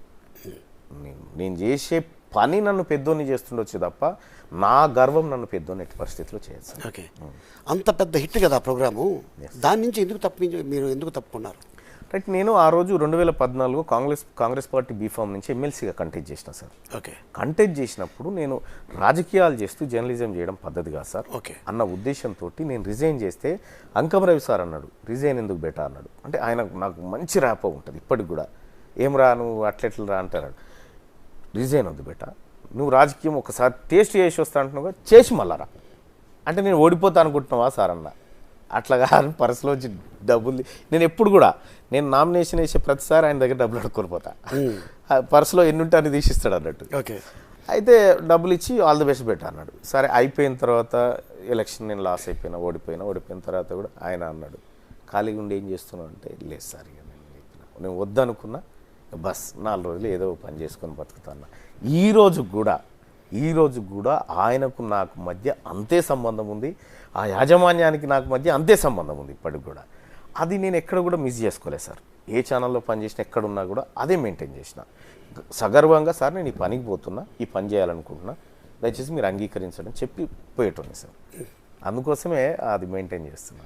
ఓకే, సో ఫ్యూచర్లో మల్లన్నని అధ్యక్ష అనే స్థాయికి చూస్తావా? నా డ్రీమ్ సార్, అది నా డ్రీమ్. నిజం సార్. ఓకే, మీరు చూడండి సార్, తీన్మార్ మల్లన్న అసెంబ్లీలో కూర్చుంటే ఏం జరుగుతుందో మీరు చూడండి సార్. నేనైతే ఇప్పుడు చెప్పడం కాదు కానీ నాకు ఎన్నో డ్రీమ్లు ఉన్నాయి సార్. నేను కొన్ని బిల్సే తయారు చేసిన సార్. అసెంబ్లీలో ప్రవేశపెట్టి ప్రజలకు కావాల్సిన బిల్స్ తయారు చేసినాం సార్ మేము. నా ప్రజలకు హెల్త్ ఇట్లుండాలి, ఎడ్యుకేషన్ ఇట్లుండాలి, విద్యా వ్యవస్థ ఇట్లుండాలి, ఆ తర్వాత వాళ్ళకు న్యాయం ఎట్లా జరగాలి, ఒక నాయకుడు పని చేయకపోతే దించే హక్కులు ఎట్లా ఉండాలి ప్రజలకి, ఓటు వేయడమే కాదు వేసిన ఓటును వాపస్ ఎట్లా తీసుకునే హక్కు ఉండాలి, ఇవన్నీ తయారు చేసిన సార్ నేను. నేను చెప్తున్నాగా ఇప్పుడు అసెంబ్లీలో ఉన్నటువంటి ఈ నాయకులు ఎవరైతే ఉన్నారో ఒక్కరు కూడా నా బిల్స్ మీద 10 నిమిషాలు డిబేట్ చేయలేరు సార్. నేను అంతా ప్రజల మనస్తత్వాన్ని రీసెర్చ్ చేసి వీళ్ళకి కావాల్సింది ఏంది, వీళ్ళ జీవితాలు బాగుపడాలంటే ఎలాంటి బిల్లులు ఉండాలి, ఏం కథ అనేది నేను రీసెర్చ్ చేసిన సార్ బాగా. ఒక్కొక్క అంశం మీద సార్ నేను రైట్ టు రీకాల్ అనేటువంటి అంశం మీద భూపాల్లో మొత్తం రాత్రులు తిరిగిన. భూపాల్ మధ్యప్రదేశ్కి పోయినా సార్.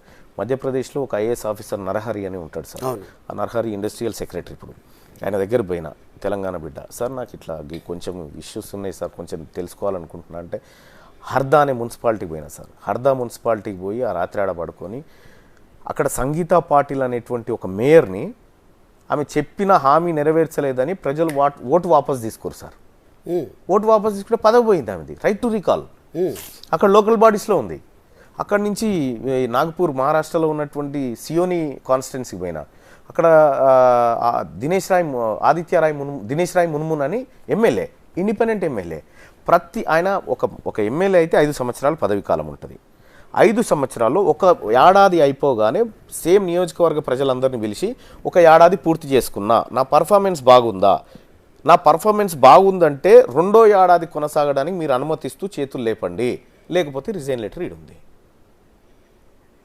అని చెప్పి 2వ ఏడాది పర్మిషన్ తీసుకొని పోతాడు సార్. అటువంటి క్లీన్ పాలిటిక్స్ కోసం తిరిగినా సార్. అటువంటి కావాలి. ఇక్కడ కూడా లోకల్ బాడీస్లో right to information, right to recall రావాలనేది బాగా మేము చేస్తున్నటువంటి పోరాటం సార్. ఓకే, అప్పుడు జవాబుదారీతనం వస్తుంది సార్. తీన్మార్ మల్లన్న ఏం చెప్తున్నట్టు సార్, ఒక మాట, ముఖ్యమంత్రి గారు నెలకు 4,20,000 రూపాయల జీతం తీసుకుంటున్న ముఖ్యమంత్రి గారు 10 గంటలకు రాష్ట్ర సచివాలయానికి వచ్చి ఇట్లా తంబు పెట్టేసి లంచ్ బ్రేక్ తీసుకొని ఆ తర్వాత సాయంత్రం 6 గంటలకు తంబు పెట్టేసి వెళ్ళిపోయేటువంటి వ్యవస్థ కావాలి సార్.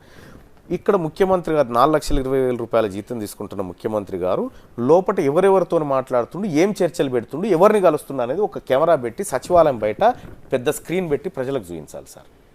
ప్రతి మంత్రుల ఛాంబర్ బయట అదే ఉండాలి సార్. ప్రతి కలెక్టరేట్ ఆఫీస్ బయట అదే ఉండాలి. ఇది నా డ్రీమ్ సార్.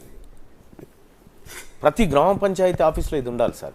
ప్రతి గ్రామ పంచాయతీ ఆఫీస్లో సార్ ఎంతసేపు ప్రజలకు ఈ పార్టీ వచ్చి మేము రైతు బంధు 5,000 ఇస్తా ఉన్నాం, పెన్షన్ 2,000 ఇస్తా ఉన్నాం, ఇవి ఇస్తున్నాం ఓకే సార్.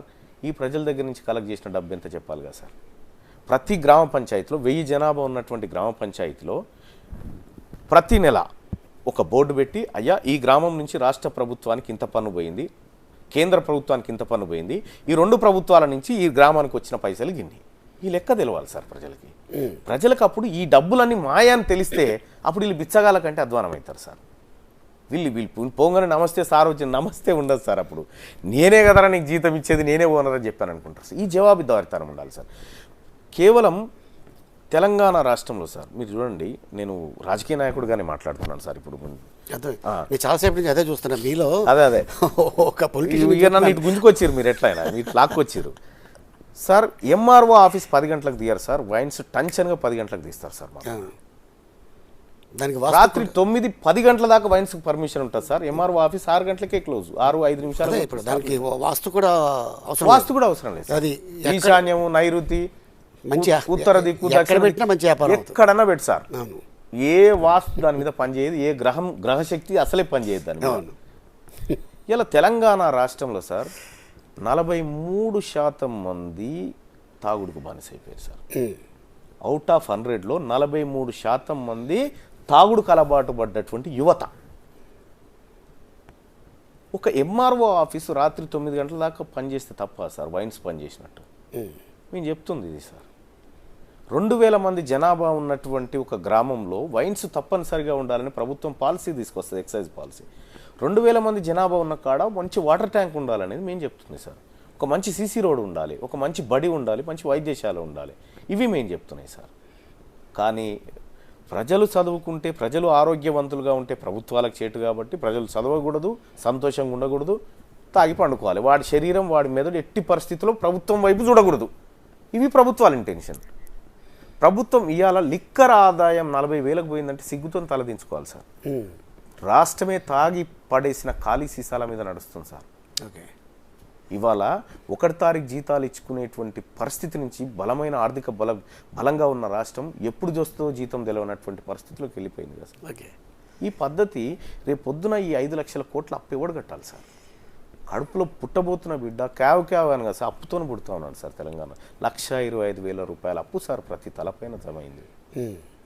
ఒక ఇంట్లో సార్ 4 ఉంటారు, ఆ ఇంట్లో 4 తలలపైన 5 లక్షల రూపాయలు అప్పయింది సార్. ఈ 5 లక్షల రూపాయల ఆదాయం ఏం చేకూరింది ఆ కుటుంబానికి? ఈ లెక్క చెప్పాలి కదా సార్, ఈ లెక్క చెప్పాలి.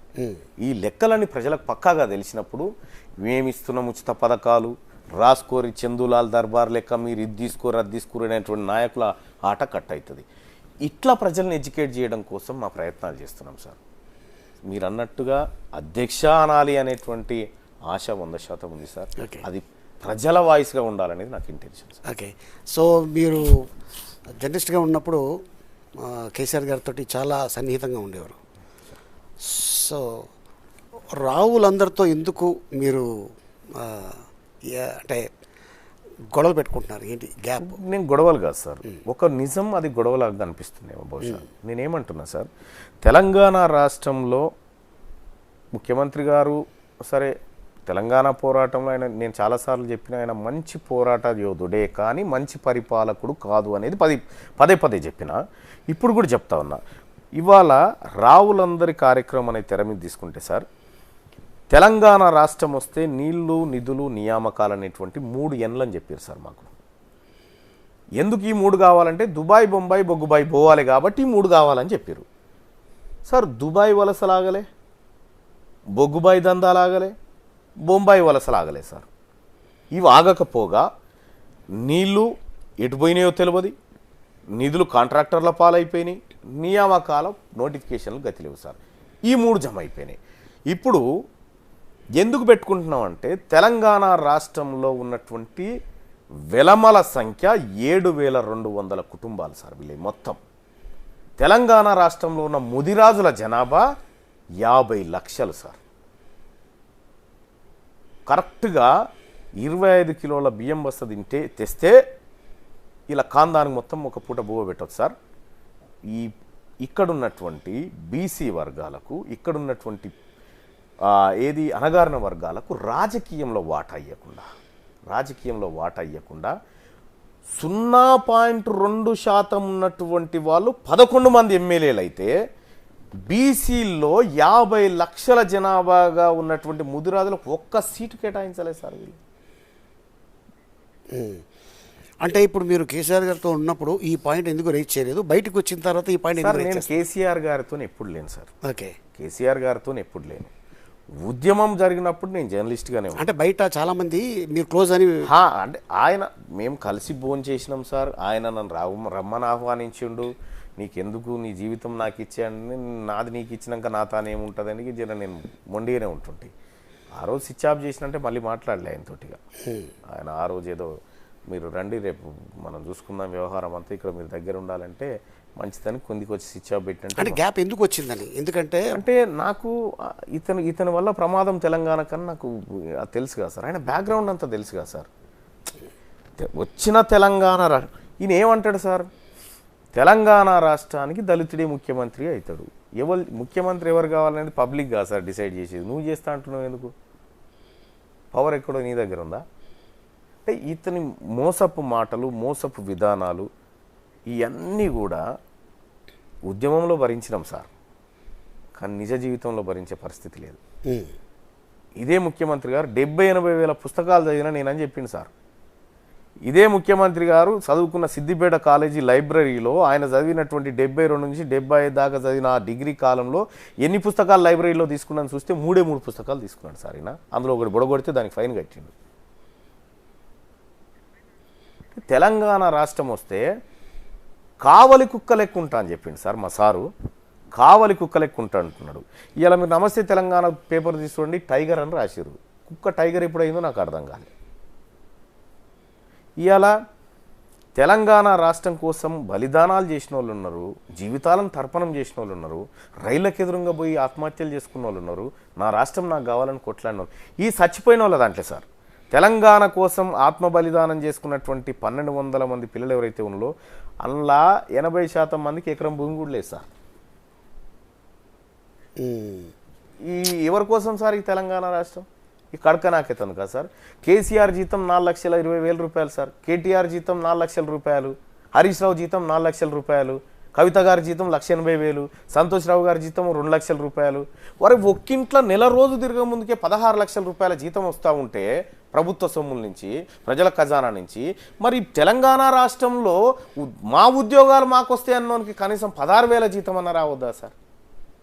ఇలా ఉద్యోగాలు లేక, సద్యోగాలు లేక చచ్చిపోతూ ఉన్నారు సార్. ఎన్ని మాయ మాటలు సార్ ప్రజలకు చెప్పడం, ఎన్ని మాయ మాటలు. అల్లుడు వస్తే ఆడుంటాడు, కోడిపిల్లని ఆడగమ్ముతూ, గొర్రెని ఆడగట్టేస్తూ, ఇల్లు గిట్లుంటుందా, గతంలో కాంగ్రెస్ వాళ్ళు కట్టించిన అగ్గిపెట్టి ఇండ్లు నేను కట్టిస్తా చూడు, కైలాసం అసొంటి ఇండ్లు 125 గజాల జాగా, పిల్లర్లు పోసి 2 బెడ్రూమ్లు, హాలు, కిచెను అని చెప్పిండు సార్. ఏవి సార్ ఎటు పోయినాయి సార్? గాలి వస్తే గోడలు కూలిపోతాయా సార్? ఏమన్నా స్లాబు ఇట్లా రాకితే స్లాబ్ వెళ్తుందా సార్? స్లాబ్ ఇట్లా గీక్తే వెళ్తా సార్? ఈయన కాన్స్టిట్యున్సీలోనే పోయినా నేను మనోహరాబాద్ కాడికి ఇప్పుడు పోతే నేను చూపిస్తా. కేసీఆర్ ప్రాతినిధ్యం వహిస్తున్నటువంటి గజ్వెల్లోనే ఇట్లా లాగితే స్లాబ్ వెళ్తా సార్, మీద సలాకులు తేలుతాయి. అటువంటి ఇల్లు కట్టిస్తే ఆ ఇళ్లల్లో ఉన్నోళ్ళు బతకాలన్నా సావాలన్నా అర్థం కాదు సార్. పంది కొట్టాల కంటే అధ్వానం ఉంటాయి సార్ అవి. కేసీఆర్ గారేమో 6 నెలల్లో 9 ఎకరాల్లో ప్రగతి భవన్ కట్టుకోగలుగుతాడు, కానీ పేదోడికి 10 ఏళ్ళైనా ఇంకా నువ్వు ఇల్లు కట్టియలేదు సార్. ఇది క్వశ్చన్ సార్. ఇందుకోసం కేసీఆర్ గారిని వ్యతిరేకించాలి సార్. రైతు బంధు ఇస్తున్న బాంధవుడు మా పెద్ద కొడుకు అని చెప్తారు సార్. సార్ రైతు బంధు 6 నెలలకు ఎకరానికి 5,000 రూపాయలు సార్. అది ఇస్తూ కేసీఆర్ ముఖ్యమంత్రి కాకముందుకు సార్ గ్రామీణ ప్రాంతాల్లో ప్రజలు కాయ కష్టం చేసి వచ్చి ఇంత మందో మాకో తాగుతూ ఉంటారు సార్ రైతాంగం. కేసీఆర్ ముఖ్యమంత్రి కాకముందుకు 2014లో ఒక 180 మిల్లీలీటర్ల లిక్కర్ క్వార్టరు 80 రూపాయలకు దొరికేది సార్. ఇవాళ 200 సార్. అంటే రోజుకో క్వార్టర్ తాగినా పెరిగిన ధర 100 పెట్టుకున్నా నెలకు 3,000, 6 నెలలకు 18,000. 18,000 రైతుల దగ్గర నుంచి గుంజి 5,000 రూపాయలు వాళ్ళకి ఇచ్చి 13,000 జేబులు వేసుకొని పోతా ఉండు. ఎవరు దాస్తుండు సార్ ఈడ? ఓకే. ఇక మాకు ముఖ్యమంత్రి గారు చెప్తా ఉంటాడు సార్, 1 కోటి ఎకరాల మాగాణం అయిపోయింది, కాళేశ్వరంతో కట్టేసినాం తెలంగాణ రాష్ట్రం అని చెప్తాడు. కాలువలతో నీళ్లు పారుతున్నాయి, తెలంగాణ మాగాణం అయిందంట సార్. మరి 24 గంటల కరెంట్ ఎందుకు సార్ ఇంకా బావుల కాడ? ఓకే. కాలువలతో నీళ్ళు వచ్చినాక కరెంటు మోటార్లతో పని లేదు కదా సార్. ఐదర్ అదన్నా తప్పు కావాలి, ఇదన్నా తప్పు కావాలి. ఓకే. ఇది అడిగితే కుదరదు. ఓకే. ముఖ్యమంత్రి గారు ఏంటి సార్ 2,000 రూపాయల పెన్షన్ ఇస్తున్నా అంటున్నావు. ఉన్న గత ప్రభుత్వాలేమో రాజశేఖర రెడ్డి ప్రభుత్వం ఉన్నప్పుడు, కాంగ్రెస్ ప్రభుత్వం ఉన్నప్పుడు ఇంట్లో 2 ముసలు ఉంటే 2కి ఇచ్చేసారు. ఒకరిది కట్ చేసిండు, ఒకరికి ఇచ్చుడు పెట్టిండు. నేనేమన్నా, అయ్యా ముఖ్యమంత్రి గారు ఒక్కింట్లో ఒకరికే పెన్షన్ ఇస్తున్నాం ఏం సంగతి అంటే, అట్లే ఉంటుంది పాలసీ. ఒక్కింట్లో ఒకరికి, మరి ఒక్కింట్లో ఒకరికి పెన్షన్ అయినప్పుడు ఒక్కింట్లో ఒకడే మంత్రి ఉండాలి కదా, మీరు 2 ముగ్గురు ఎందుకున్నారని అడిగినా. అడుగుతావా నువ్వు అని మళ్ళా మీద కేసు. ఓకే. అంటే ఇవి తను చేసే పనులకు చెప్పే మాటలకు ఎక్కడ పొంతనుండదు సార్. ఓ పద్యం పాడతాడు ఆయన, ఆరంభించరు మూర్ఖ మానవులను పద్యం వేసుకుంటాడు. ప్రారంభించేది ఈయననే, ప్రచారం చేసేది ఈయననే, పాతర పెట్టేది ఈయననే, మళ్ళా మొత్తం చేసే కార్యక్రమం ఈయననే. ఓకే. ఇవాళ వ్యవసాయ భూములన్నీ తెలంగాణ రాష్ట్రంలో వ్యవసాయ భూములన్నీ రియల్ ఎస్టేట్ భూములుగా మారిపోయినాయి సార్. ఇవాళ ఎక్కడికి పోయినా వ్యవసాయం చేసేటోడు తక్కువ అయిపోయాడు, కుల వృత్తులు నాశనం అయిపోయినాయి. ఇవాళ ఇక్కడ పెట్టినటువంటి కోకాపేట భూములు, ఈ భూములు ఏ బంగ్లాల ఏ పేదోని చూపిస్తారు సార్. ఇక్కడ వీళ్ళు డ్రోన్ షాట్లు పెట్టి చూపిస్తారు కదా హైదరాబాద్ డెవలప్ అయిందని. ఇందులో ఈ ఇళ్లలో ఒక అంజయ్యను, ఒక రామయ్యను, ఒక సోమయ్యను చూపిస్తారు. ఆయనలో ఎక్కడన్నా కనిపిస్తాడేమో.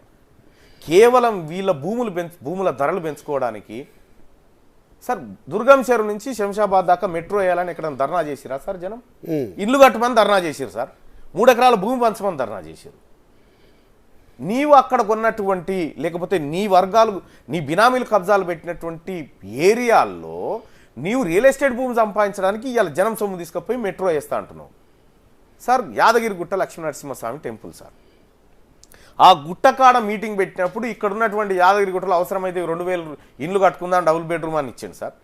ఇక సార్ ఎప్పుడు ఇండ్లు కట్టిస్తారంటే ఆడ 2,000 ఇండ్లు కట్టియకపోగా యాదగిరిగుట్ట డెవలప్మెంట్ పేరుతో ఉన్నిండ్లు గులగొట్టి లక్ష్మీనరసింహస్వామి రోడ్డు మీదకి వచ్చి ధర్నా చేయలేదు సార్. నా గుడి కట్టాలి కేసీఆర్, లేకపోతే నీ తల నరికి పారేస్తా అని చెప్పలే. ఈ ప్రజలకు ఇచ్చిన హామీలు పాత్ర పెట్టి నిజంగా కేసీఆర్ ఏమైనా చేయాలనుకుంటే ఆయన భక్తులకు ఇచ్చిన హామీ నెరవేర్చాల్సి ఉండే సార్.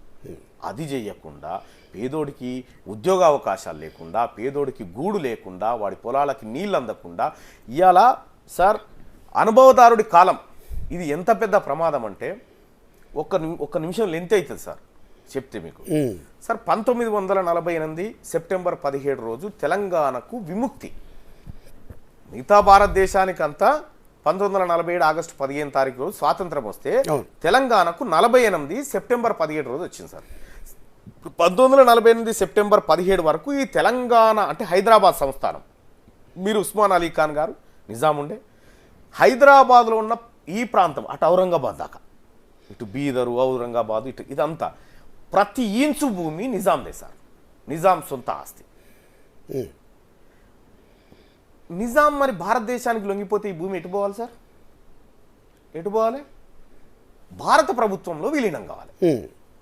భారత ప్రభుత్వం ఈ భూములను పేదలకు పంచాలి. కానీ ఏం జరిగిందంటే సార్, అక్కడ నిజాం రాజుగా ఉన్నప్పుడు కొంతమంది చిన్న చిన్న జాగీర్దారులను, దొరలను పెట్టుకొని ఇగో ఈ 15 ఊర్లను కప్పం వసూలు చేసి నాకు గట్టు అన్నప్పుడు ఈ దొరలు ఏం చేశారంటే, పలాని ఆలీ గారి గింత, మల్లన్న గారి గింత, ఇగో ఈయన గింత మీరు దున్నుకొని బతుకుర్రి. అది ఎక్కడ నుంచి చెప్తే వెళ్తా లేదు సార్, లేదా? లేదు. ఇప్పుడు శ్మశానానికే జాగలేదు మనకు.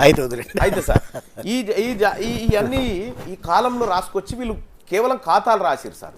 నిజాం ఎప్పుడైతే లొంగిపోయిండో ఈ ఖాతాలు రాసినటువంటి ఈ దొరలు ఓనర్లు అయ్యారు సార్. ఓనర్లు అయిన తర్వాత తెలంగాణ సాయుధ రైతాంగ పోరాటం వచ్చింది, నక్సలైట్ మూవ్మెంట్ వచ్చింది. దొరలను ఊర్లలోంచి తరిమి కొట్టారు సార్ నక్సలైట్లు. తరిమి కొడితే ఇక్కడికి వచ్చి రియల్ ఎస్టేట్ దందాలు చేసిరు వీళ్ళు. దందాలు చేసి, అరే నువ్వు నా భూమి ఊర్లో ఎట్లాగో దున్నుకుంటున్నావు కదా, ఏమన్నా పైసలు ఇచ్చేయి, కాగితం రాసిస్తా అని పేదోనికి ఇచ్చారు సార్. దున్నుకొని బతున్న పేదోనికి సాదా బైనామా అంటారు సార్. దాన్ని సాదా బైనామా భూములు వారికి అప్పచెప్తే వాడు నిజంగా నాదే భూమి అని ఫీల్ అయ్యింది సార్. కేసీఆర్ వచ్చిన తర్వాత ఏం చేసినట్టు సార్, ఈ అనుభవదారుడు అనేటువంటి కాలాన్ని డిలీట్ చేసింది సార్. 3.5 లక్షల ఎకరాల పేదోళ్ళ భూమి ఒకే ఒక్క సంతకంతో దొరల చేతుల్లోకి వెళ్ళిపోయింది సార్. ఇప్పుడు నేను ఫైట్ చేయాల్సింది దొరల మీదనా ఎవరి మీద మీరు చెప్పండి సార్. ఓకే, ఆ ఫైట్ వల్లే కదా మీరు జైలుకి వెళ్ళారు. వెళ్తాను సార్, ఇంకా 1000 సార్లు అయినా జైలుకి వెళ్తాను. జైలుకు భయపడేవాడు జైలు సార్. జైలు అంటే ఏంటి సార్? ఫస్ట్ 74 రోజుల చైతన్య నారాయణ హాస్టల్ లాంటిదే సార్. అది కూడా దానికి రెసిడెన్షియల్ హాస్టల్ లెక్క, దానికి దీనికి పెడితే ఫస్ట్ 74 రోజులు పోయినా, 74 తర్వాత 28 రోజులు, 28 రోజుల 28 సెంచరీ దాటింది sir. Okay, century 102 not out. అది జైలు జీవితం సార్. ఈ అన్ని అంశాల గురించి ఫైట్ చేస్తూ ఉంటాను. మీ మానసిక పరిస్థితి ఏంటి జైలు జీవితంలో?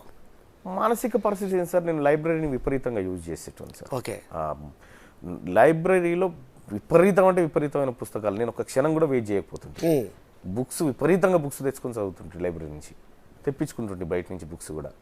సో ఇలాగ మీకు అలవాటు అయిపోతే ఇంకా బయట లైబ్రరీకి వెళ్ళరేమో? అట్లానే లేదు సార్, అట్లానే సార్. ఇప్పటికి కూడా నేను కరెక్ట్గా 4:30కి నిద్రలేస్తా సార్. ఓకే, 4:30కి నిద్రలేస్తా. ఖచ్చితంగా అప్పటి వరకు ఉన్న అప్డేట్ మొత్తం తెలుసుకుంటా సార్. వార్తలు ఏ పేపర్లు ఏం కథ, ఇవాళ ఏం జరిగింది ఖచ్చితంగా తెలుసు ప్రపంచంలో.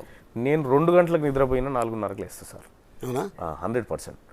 4:30కి లేచి కొన్ని వేణీళ్ళు కాగబెట్టుకొని తాగుతూ ఏమేమి ఉన్నాయని ఒకసారి ఈ పేపర్లు అవి మర్రేసుకుంటూ కూర్చొని కాసేపు మా ఆమె 5 o'clockకి లేస్తుంది. ఓకే, కాసేపు ముచ్చట పెట్టుకుంటా, అది చేసుకుంటా, ఇక ఇవన్నీ వ్యవహారాలు చేసుకుంటా 4:30కి లేచి న్యూస్ అప్డేట్ అవుతుంది సార్ నేను ఖచ్చితంగా. అంటే ఏం జరిగింది, వార్తలు ఈయన ఎందుకు ఇట్లా రాసిండు, ఆయన ఎందుకు ఇట్లా రాసిండు, సేమ్ వార్త, ఇట్లా కొంత అనాలిసిస్ అంతా ఆ టైంలో పీస్ఫుల్గా ఉన్నప్పుడే నేను చేసుకుంటాను సార్. బయట ఉన్నప్పుడు ఏం తెలుసుకున్నారు? అక్కడికి వెళ్ళిన తర్వాత ఏం తెలుసుకున్నారు? ఎక్కడికి సార్? జైలుకి వెళ్ళిన తర్వాత ఏం తెలుసుకున్నారు? అంటే జైలుకి వెళ్ళిన తర్వాత కూడా జైలు ఖైదీల హక్కుల గురించి తెలుసుకున్నా సార్. జైలు ఖైదీల హక్కుల ఏమున్నది సార్ జైలు అంటే? బహుశా మీరు పోయి ఉండరు. నేను వెళ్ళాను చిన్నప్పుడు వెళ్ళారా? అంటే మీకు అంటే ఆ జైలు అంటే ఈ ట్విస్ట్ మీకు తెలియదు కదా? నాకు తెలియదు. నేను చిన్నప్పుడే వెళ్ళారా? నాకు తెలియకుండా అప్పుడు ట్రంకాలు ఉండే కదా ఫోన్. అవునవును. సరదాగా ఫ్రెండ్స్ ఎవరో ఫోన్ చేసి నేను గబ్బర్ సింగ్ డైలాగ్ చెప్పేవాడిని. సో ఆ టైం ద్వారా హిందీలో మాట్లాడరా అన్నారు. నేను ఒక నవ్వు నవ్వి హిందీ ఇతనా లేకేవో నేతో దాల్ దేతా అన్నాడు. బాబోయ్ ఎవడో ఫోన్లో నన్ను బెదిరించాడని చెప్పి ఆయన రిపోర్ట్ చేశారు. అయితే మా ఇంటికి పోలీసు వస్తే చిన్నప్పుడు మా ఫాదర్ అడిగారు ఏంటండి అని. ఇలాగా అలీ అంటే ఎవరు మీ అబ్బాయిని పిలవండి అన్నారు.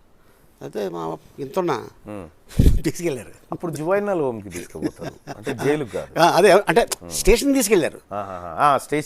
స్టేషన్లో తీసుకెళ్లారు, కూర్చోబెట్టారు. తర్వాత మా మదర్ మార్నింగ్ వచ్చి పిల్లోడు తెలియదు అని చెప్పి తర్వాత నేను జైలుకి ఒక స్పీచ్ ఇవ్వడానికి వెళ్ళాను ఖైదీలకి. అంటే ఇన్స్పిరేషన్, క్షణిక ఆవేశం ఒక మానసిక మనిషికి ఇంత దూరం తీసుకొస్తుంది. అది చేసే ముందు ఒక్కసారి ఆలోచించండి. ఎందుకంటే మీ కుటుంబం మీకోసం ఎదురు చూస్తుంది. మీ అమ్మ, మీ అక్క, మీ చెల్లి, మీ భార్య ఇలాగా అని చెప్పి అందరికీ చెప్పడం జరిగింది. సో అందుకోసం ఆ రోజున కలెక్టర్ గారు వెళ్ళారు చంచల్గూడ జైలుకి వెళ్ళి చెప్పడం జరిగింది. అండ్ చాలా అంటే అక్కడ ఉన్నోళ్ళు కూడా వాళ్ళు చక్కగా మాకు తయారు చేసిన బిస్కెట్లు, కేకులు అవన్నీ మాకు పెట్టారు. మేము తిన్నాం కూడా. జైలు జీవితానికి పోయిన తర్వాత బయట ఉన్నదని సార్ తేడా ఏం లేదు సార్. అక్కడ ఒక ఆపర్చునిటీ, ఎక్కువ సమయం దొరికితే ఎక్కువ చదువుకోవడం, ఎక్కువ నేర్చుకోవడం. నేను జైల్లో ఉన్నప్పుడు కూడా వాళ్ళు అధికారులు చాలా జాగ్రత్తగా చూసేస్తారు. ఎందుకంటే నాకు థ్రెట్ ఉంది కదా, అక్కడ ఏదైనా ఇన్సిడెంట్ జరిగితే అది ఇబ్బంది అవుతుందని నా దగ్గరికి ఎవరిని రానియకపోయేవాళ్ళు సార్. నేనే సరదాగా వాళ్ళ దగ్గర పోతే మాట్లాడుతుంటే, ఇక నేను చెర్లపల్లి జైల్లో ఉన్నప్పుడు శారదా బ్యారెక్ అని ఉంటుండే సార్. పెద్ద పెద్దోళ్ళు ముసలోళ్ళు సార్. ముసలోళ్ళు వాళ్ళకి ఇంటికాడ కూడా అంత మంచి లైఫ్ ఉండదు సార్. ఓకే, ఇంటికాడ కూడా అంత మంచి లైఫ్ వెళ్ళరేమో. ఇప్పుడు కొంతమంది సిద్ధంగా లేరు పోవడానికి. ఇప్పుడు అయితే వాళ్ళు అక్కడ వ్యవసాయం చేస్తారు సార్. అట్లా పొద్దున్నే లేచి నేను కొద్దిగా వార్మప్ చేసుకునేసరికి ఒక ఆయన కొత్తిమీర కట్ చేస్తుంటాడు, ఒక ఆయన ఇది చేస్తుంటాడు, ముచ్చట పెట్టి ఏంది పెద్ద ఆయన ఎట్లా వచ్చినావు, ఏం కథ, అవన్నీ తెలుసుకుంటా ఉంటాడు. పెద్దోళ్ళు అన్నారు కాబట్టి ఒక వీడియో చూపిస్తాను మీకు. Okay, video please. ఇది మీ ఆఫీస్లోనా? ఎస్. అచ్చా, ఎవరు వాళ్ళు ఏదో వాళ్ళ భూమిని ఒక ఆయన లాక్కున్నాడు సార్. వాళ్ళ భూమిని ఒక ఆయన లాక్కొని వాళ్ళని ఇబ్బంది పెడతా ఉంటే ఫస్ట్ వాళ్ళు ఏదో నైట్ వచ్చి కూర్చున్నారు అక్కడ. అంటే మన ఆఫీస్ కాడికి నైట్లో వస్తుంటారు సార్, మంచిర్యాల తర్వాత దూరం నుంచి వస్తారు కదా, తెలుసుకొని వచ్చి ఆ మెట్ల దగ్గర కూర్చుంటారు సార్. వాళ్ళకు చూపించి వాళ్ళకు మా ఇంటి నుంచి మా మిస్సెస్ పంపిస్తే ఒక 2-3 సరిపడా పంపిస్తుంది, నేను ఒక్కరిని తినను. ఓకే. అప్పుడు వీళ్ళని పిలుచుకొని తిని పెద్ద ఆయన అని తినుకుంటా మాట్లాడిన అన్నట్టు అది ఆ ఫోటో. అది ఈ పెద్దవాడి ఈ పెద్ద ఆవిడ కాలు ఇరిగిపోయింది సార్, ఈమెకి ఏదో అయింది. ఓకే. కాలు ఇరిగిపోతే అప్పుడు నా పైన కేసులు పెడతా ఉంటే ఆమె చాలా సీరియస్ అవుతా ఉంది. అంటే నేను ఆమె నన్ను బాగా అభిమానిస్తుంది, బహుశా పెద్ద ఆమె ఏడు ఉంటుందో తెలియదు, ఒక వీడియోల రూపంలో చూసి ఆమెను కలవలేదు. ఓకే. సూపర్. సో అంటే ఇప్పుడు మనం ఇలా మాట్లాడుకుంటూ వెళ్తే ఇది ఒక ఎపిసోడ్ కాదు, ఒక 5-6 ఎపిసోడ్లు అవుతుంది సార్. సో ఎందుకంటే అంత మ్యాటర్ మీ దగ్గర ఉంది. సో డెఫినెట్గా మ్యాటర్ కాదు, ఆవేదన అవుతుంది. ఒక పార్టీ కూడా పెట్టారని విన్నాను. Yes sir.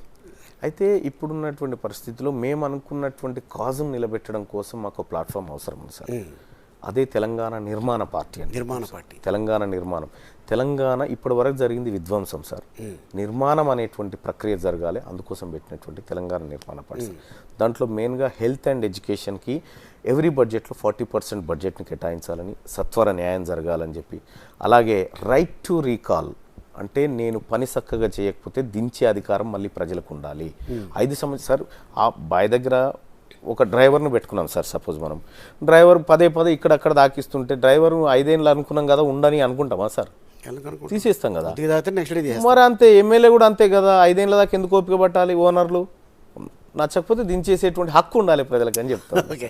అంటే ఎవరికైనా ప్రాబ్లమ్స్ వస్తే తీర్మానం మళ్ళీ ఫోన్ చేస్తారు, మీకు ప్రాబ్లం వస్తే మీరు ఎవరికి ఫోన్ చేస్తారు? నాకు ప్రాబ్లం వస్తే, అవును సార్ ఇది క్రిటికల్ క్వశ్చన్ సార్, నాకు ప్రాబ్లం వస్తే బహుశా నేను మ్యాక్సిమం నేనే ట్రై చేస్తా సార్. కాని సందర్భంలో నాకు ఒక ఫ్రెండ్ ఉంటాడు సార్. పేరు చెప్పండి, తెలియాలి కదా ఎవరు ఏంటి అనేది. నా మిస్సెసే సార్. ఇక ఆమెనే, ఆమెకు తప్ప ఇంకా నేను అంటే సార్ ఒకటి గుర్తుపెట్టుకోవాలి సార్, మమత గారు. ఎస్. అయితే లీడర్ ఎప్పుడు కూడా అంటే నాయకత్వం వహించాలనుకునేటువంటి వ్యక్తి ఎప్పుడు కూడా బలహీనంగా కనిపించకూడదు సార్. 1,00,000 ఉండని నీ దగ్గర, 1,00,000 సమస్యలు ఉండని, నీవు సింహం లెక్కనే కనిపించాలి. ఎప్పుడు ఎన్ని సమస్యలను ఉండని అట్లే కనిపించాలి. కాబట్టి అది తక్కువ సార్లు నా ఫేస్లో బయటకు కనిపిస్తుంది. ఓ ఫ్రస్ట్రేషనో బాధనో ఇదంతా తక్కువ సార్లు కనిపిస్తుంది. నాది కొంచెం ఎంత కఠినంగా ఉంటుందో అంత సెన్సిటివ్గా ఉంటుంది సార్. మళ్ళీ కొన్ని విషయాలు చూస్తే ఇప్పుడు మీకు ఆ మరియాల కాడ విస్తరాకు దగ్గర తింటున్న ఇన్సిడెంట్ నాకు ఇట్లా చెమ్మగిలుతున్నాయి. అవి ఆ ఇన్సిడెంట్ కళ్ళ గ్యాదకొచ్చి అంత సెన్సిటివ్గా ఉంటుంది సార్. కొన్ని విషయాల్లో చాలా కఠినంగా ఉంటుంది సార్, చాలా అంటే చాలా కఠినంగా ఉంటా. ఇక ఎవరన్నా చనిపోతే ఏడుస్తూ ఉంటే నేను పెద్దగా ఏడుపది దీన్ని పట్టించుకోను సార్. ఎందుకంటే నాకు కూడా తప్పదు కదా సార్, అది ఏదో ఒక రోజు నేను కూడా అడిగిపోవాల్సిందే. అయ్యో ఆయన చనిపోయిండని ఏడిచి నాకు రాదనుకొని ఫీల్ అయిపోయి నేను పిడబొబ్బలు ఇటువంటివి లేవు. కానీ ఎందుకో కొంతనైతే ఏదైనా తప్పనిసరి పరిస్థితి అని ఇది పొరపాటు అయిపోయింది బుజ్జి అని అంట. ఇట్లా జరిగిపోయింది బుజ్జి అని పిలుస్తా అన్నట్టు మా మిస్సెస్. ఇది ఒకటి జరిగిందంటే ఆమె ఏదో లైట్ తీసుకోంటుంది, జరిగిపోతుంది కానీ అంతే. కానీ ఇక పెద్దగా తీన్మార్ మల్లన్న టీమ్ సొసైటీ అంటే ఏంటి సార్? టీమ్ సొసైటీ అయితే ఏం జరిగిందంటే సార్, ఒకసారి హాతీరామ్ అని ఒక ఆయన ఉన్నాడు సార్, ఎస్టీ, ఇబ్రాహీంపట్నం దగ్గర ఉంటాడు. వాళ్ళ పాపకి ఏదో హెడ్ది ఏదో ఇష్యూ వచ్చింది. ఇష్యూ వస్తే నేను పబ్లిక్ని రిక్వెస్ట్ చేసిన, ఈ పాపకు ఆపరేషన్ చేద్దాం, మీరు ఛాయ్ తాగుతారు కదా, నా 10 రూపాయలు ఈ పిల్లకి ఇచ్చేయండి అని అంటే, ఆ పాపకు ఆపరేషన్కి దాదాపు ఎంత ఒక 1,50,000 ఖర్చు అవుతాయి. కానీ ఆయన అకౌంట్కి ఒక 6-7 లక్షలు పబ్లిక్ పంపించారు. పంపిస్తే ఆయన వచ్చేయమంటాడు, అన్న ఇంకా ఇవి వేరే పిల్లలకు అక్కడికి వస్తాయి కదన్న, నా కూతురుకు సరిపోయినాయి అని ఆయన వచ్చిండు. వచ్చినప్పుడు ఏం చేసినామంటే దాన్ని అరే ఇట్లా కాదు, వీళ్ళకి ఎంత అవసరం ఉందో అంతే ఇస్తే ఎక్కువ మందికి న్యాయం చేయొచ్చు అని తీన్మార్ మల్లన్న టీమ్ సొసైటీ అని పెట్టినాం. సొసైటీ అని పెట్టి ఆ సొసైటీలో పబ్లిక్ వేసేటువంటి డబ్బుల ద్వారా పేద పిల్లలకు చదివించడము, లేకపోతే 4 years లోపు ఉన్నటువంటి పిల్లలకు సర్జరీలు చేయించడము, ఇటువంటి కార్యక్రమాలు, సేవా కార్యక్రమాలు చేస్తూ ఉన్నాం. ఇంతవరకు ఎంత వచ్చింది దాంట్లో అకౌంట్లో? వచ్చుంటే కొన్ని లక్షలు వచ్చినాయి. వచ్చిన దానికంటే పోయినవి కూడా ఎక్కువనే ఉన్నాయి. ఇంకా అంటే ఒక హాస్పిటల్కి 9.5 లక్షలు బాకీ ఉన్నా, ఇంక ఎవరికైనా చెప్పారు 9.5 లక్షలు ఒక హాస్పిటల్కి బాకీ ఉన్నా కడతానని చెప్పా వచ్చినప్పుడు. ఓకే. వాళ్ళు కూడా ఇంటా ఉన్నారు కొంత. సరే ఇప్పుడు ఏం చేస్తా ఉన్నామంటే ఈ ఎందుకు ఈ తలకాయ నొప్పులు మాకు అని చెప్పి ఏమైనా ఉంటే వాళ్ళకి వేసుకోపోండి అని చెప్పి చెప్తా ఉన్నాం. ఓకే. అంటే ఇంకా కొన్ని పెండింగ్ బ్యాలెన్సెస్ ఉన్నాయి, అవి మెల్లమెల్లగా తీరుస్తూ ఉన్నాం సార్. అప్రాక్స్గా నాకు తెలిసినట్టంటే మొన్న ఐటీ లెక్కల ప్రకారం అయితే నాకు తెలిసి ఒక 25-30 లక్షల దాకా వచ్చింటే ఖర్చు ఒక 40 లక్షల దాకా ఉంటాయి సార్. అంటే ఎవరన్నా మీకు సలహా ఇచ్చారా ఏంటి ఇలాగ డబ్బులు వసూలు చేస్తున్నారు అని? సార్ నేను వాళ్ళ సలహాల కోసము ఇంకోటి ఆరోపణ కోసం అది పెట్టలేదు సార్, నేను ప్రజల కోసం పెట్టినది. నేను జవాబుదారీతనంగా ఉండాలంటే ప్రజలకు ఉంటాను సార్. ఓకే. ఆరోపణ చేసే వాళ్ళకి కాదు. ఓకే. మీకు నాకు తెలిసి ఒక 50-60% లా గురించి బాగా తెలుసు కదా? కొంచెం తెలుసు సార్. అంటే ఎంతవరకు తెలుసు? కొంచెం తెలుసు. అంటే ఎంత? నా వరకు అంత ఒక 20%. నేను సర్వైవ్ కావడానికి తెలుసు. సో మీ మీద పెట్టిన కేసులు ఇది తప్పు కేసు, అనవసరంగా నన్ను దీంట్లో ఇరికించారు అని ఎప్పుడైనా తెలిసిందా? అంటే అన్ని కేసులన్నీ అవే సార్. ఓకే. కేసులన్నీ అవే. నేను చెప్తున్నా కదా సార్, ఒక్క కేసులో నేను ముద్దాయిగా నిరూపించలేదు సార్ ఈ ప్రభుత్వం. కేసులో ఇతను దోషి అని నిరూపించే ఒక్క సాక్ష్యం లేదు సార్ ఈ ప్రభుత్వం దగ్గర. ఓకే. చేయలేదు. ఎందుకంటే అది ప్రభుత్వానికి కూడా తెలుసు. ఎందుకు అరెస్ట్ చేసేవాడు పోలీస్ ఆఫీసర్లు చెప్తారు, బాయ్ మా చేతిలో ఏం లేదన్నా, ఏం చేయాలి, మాకు కడుపులో ఉన్నా కానీ మేము చేయలేకపోతున్నామని చెప్తూ ఉంటారు. అంటే నీ డ్యూటీ నువ్వు చేస్తావు, రేపు పొద్దుగాల నేను వస్తే నేను చెప్తే నువ్వు గదే చేస్తావు కదా అని చెప్పిన. అంటే ఈ ప్రభుత్వం పెట్టినటువంటి కేసులో సార్ ఒక కేసు నాకు ఇప్పుడు నేను ఆలీ గారి మీద ఒక విమర్శ చేసిన అనుకో, ఆలీ గారు నా మీద డిఫమేషన్ వేసుకోవాలి, నా పరువుకు భంగం కలిగించిందని చెప్పి. ఆలీ గారినంటే ఆలీ గారి సినిమా చూసిన ఒక ఆయన నా మీద కేసు పెడితే నా మీద రిజిస్టర్ అవుతుంది సార్. తప్పు అన్నట్టు అట్లా పెట్టకూడదు. ఇప్పుడు ఒక ప్రభుత్వాన్ని విమర్శించిన సార్ నేను. ప్రభుత్వాన్ని విమర్శించినప్పుడు ఒక ఆయన మహబూబ్ నగర్ కాడ కేసు పెడతాడు, కేసీఆర్ని అంటావా అని. ఒక ఆయన జడ్చర్ల కాడ పెడతాడు, ఇంకొక ఆయన నిజామాబాద్లో పెడతాడు. సార్ ఇండియన్ లా ప్రకారం ఒక నేరానికి ఒక ఎఫ్ఐఆర్ ఒక శిక్ష సార్, మల్టిపుల్ పెట్టడానికి లేదు సార్. ఇట్లా చాలా పెట్టారు వీళ్ళు. అంటే పోలీసులు వాళ్ళకు కూడా తెలుసు సార్. ఇంకా గమ్మత్ విషయం చెప్పానా sir, Teenmar Mallanna corona pandemic టైంలో ప్రజల్ని అప్రమత్తంగా ఉండాలి, వీలైతే సురక్షిత ప్రాంతాలకు పోవాలి అని చెప్పి ఒక అప్రమత్తత నేను చెప్పిన సార్. అది చూసినటువంటి ఒక ఆయన, అది చూసి తీన్మార్ మల్లన్న ఇటువంటి మాట చెప్తే ప్రజల్లో భయాందోళనలు పెరిగిపోయి ఎక్కడికక్కడ చనిపోయే పరిస్థితి వచ్చిందని ఒక ఆయన కేసు పెట్టాడు సార్. కానిస్టేబుల్ ఆయన, పోలీస్ ఆయన కేసు పెట్టి, నేను ఇక 11 గంటల సమయంలో ఆఫీస్కి వచ్చి సెల్ ఫోన్ చూస్తే ఈ వీడియో కనిపించింది, నేను కంగారు పడి ఇక మల్లన్న మీద కేసు పెడుతున్నాను, కానిస్టేబుల్ తోటి కేసు పెట్టించారు. అయితే విషయం ఏంటంటే ఆ కానిస్టేబుల్కి తెలుగు రాదు, మళ్ళా నేను చెప్పిన తెలుగు అర్థం చేసుకొని ఆయన కేసు పెట్టిండు అన్నట్టు. అంటే ఇట్లా ఫేక్ కేసులు అనేకం పెట్టించారు నా మీద. ఇవి ఎన్ని కేసులు అంటే వీటిని చూసి నవ్వుకుంటా ఉంటాను నేను. ఇవి నిలబడే కేసులు కాదు, ఇవి నిలబడే కేసులు అస్సలే కాదు. ఇవి ఒక్కటి కూడా నిలబడది వీళ్ళు పెట్టే కేసులు. అది వాళ్ళకు కూడా తెలుసు. ఒకటి, నేను ప్రేరేపిస్తే మీరు ప్రేరణ పొంది సూసైడ్ చేసుకుంటే నా మీద 306 పెట్టాలి సార్, సెక్షన్ 306 కింద పెట్టాలి. కానీ తీన్మార్ మల్లన్న మీద పెట్టిరు, ఎట్లా పెట్టిరు, ఎవరో చనిపోయినట్టు పెట్టిరు, ఎవరు చనిపోలే. ఏదనంటే ఛార్జ్షీట్ వేస్తలేరు. ఇప్పుడు ఎందుకు వేస్తలేరు, ఛార్జ్షీట్ వేస్తే ఎవరు చనిపోలేదని చూపించాలిగా. అది చూపిస్తే కోర్టు మళ్ళీ శివాట్లు పెడుతుంది కదా. తీన్మార్ మల్లన్న అరెస్ట్ చేయడానికి సెక్షన్ పెట్టినాం తప్ప ఆయనకు శిక్ష చేయడానికి కాదు వీళ్ళకు. వీళ్ళు పెట్టిన కేసులన్నీ ఇప్పుడు చాలా కేసులు సార్ హైకోర్టులో బెంచ్ మీద ఉన్నాయి. ఎన్ని శివాట్లు ఉంటాయో చూడండి గవర్నమెంట్కి, పోలీసులకి.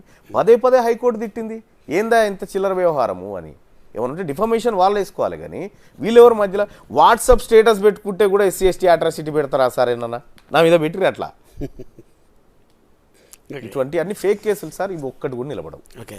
సో ఫ్యూచర్లో ఏ కండువా కప్పుకోబోతున్నారు? మా కండువా ఉంది కదా సార్, ఈ కండువాతోనే మా కండువా ఉంది. సో ఖచ్చితంగా. కానీ ఒక వేరే కండువాళ్ళు ఆఫర్ ఇస్తే అంటే వేరే కండువలు సార్, ఒకటి ఇప్పుడు కాంగ్రెస్ పార్టీ వాళ్ళు కొంత సానుకూలంగా నా పట్ల ఉన్నారు సార్. ఎందుకున్నారంటే పోరాడతాడు మల్లన్న ప్రజల కోసం పనిచేస్తాడు అనేటువంటి. వీళ్ళు చేయలేనటువంటి అనేక పనులు నేను చేసిన సార్. కాంగ్రెస్ పార్టీ ప్రతిపక్షంలో చేయాల్సిన పనులు వీళ్ళు చేయనప్పుడు నేను చేసిన. చేసి తెలంగాణ రాష్ట్రంలో ముఖ్యమంత్రి కేసీఆర్ గారు ఏం చెప్పిండంటే పక్కకున్న ఛత్తీస్గఢ్కు తీసుకుపోయి చూడు రైతాంగం ఎంత ఆగమవుతారో ఇక్కడ వరి క్వింటాలకు 2,000 రూపాయల క్వింటాలు కొంటా ఉన్నాం, పక్కకు ఆ ధర లేదన్నాడు. నేనేం చేసిన సార్, తెలంగాణ రాష్ట్రంలో 10 జిల్లాల నుంచి ప్రజల్ని రైతాంగాన్ని ప్రతి జిల్లాకు ఒక బస్సు పంపించిన. ఇదేనాది? ఎస్, భూపేష్ బఘేల్ గారు, ఓకే, ఇది ఛత్తీస్గఢ్ ముఖ్యమంత్రి. ఓకే. భూపేష్ బఘేల్ గారి దగ్గరికి నేను ఆయన ఎవరి అడ్వైజర్కి ఫోన్ చేసిన. ఆయన అడ్వైజరు వినోద్ వర్మ అని ఉంటాడు. ఆయన నా లెక్కనే రేబల్. ఆయన మీద కూడా అప్పుడు బీజేపీ గవర్నమెంట్ 20-25 కేసులు పెట్టింది ఆయన మీద. భూపేష్ బఘేల్ గారు ఆయన దగ్గర తీసుకొని నా దగ్గర ఉండు, నువ్వు అడ్వైజర్గా అంటుండే. అట్లా నాకు పరిచయం ఆయన బీబీసీలో చేసిండు. ఓకే సార్, నేను ఇట్లా అనుకుంటున్నా అంటే ప్లీజ్ వెల్కమ్ మళ్ళీ అన్నాడు. నేను 10 జిల్లాలకు 10 బస్సులు పంపిన. 10 బస్సులు పంపి ప్రతి కాన్స్టిట్యున్సీ నుంచి రైతాంగాన్ని తీసుకొచ్చి ఛత్తీస్గఢ్కి ముఖ్యమంత్రిని అదే డయాస్ మీద ఇట్లే కూర్చుండబెట్టిన.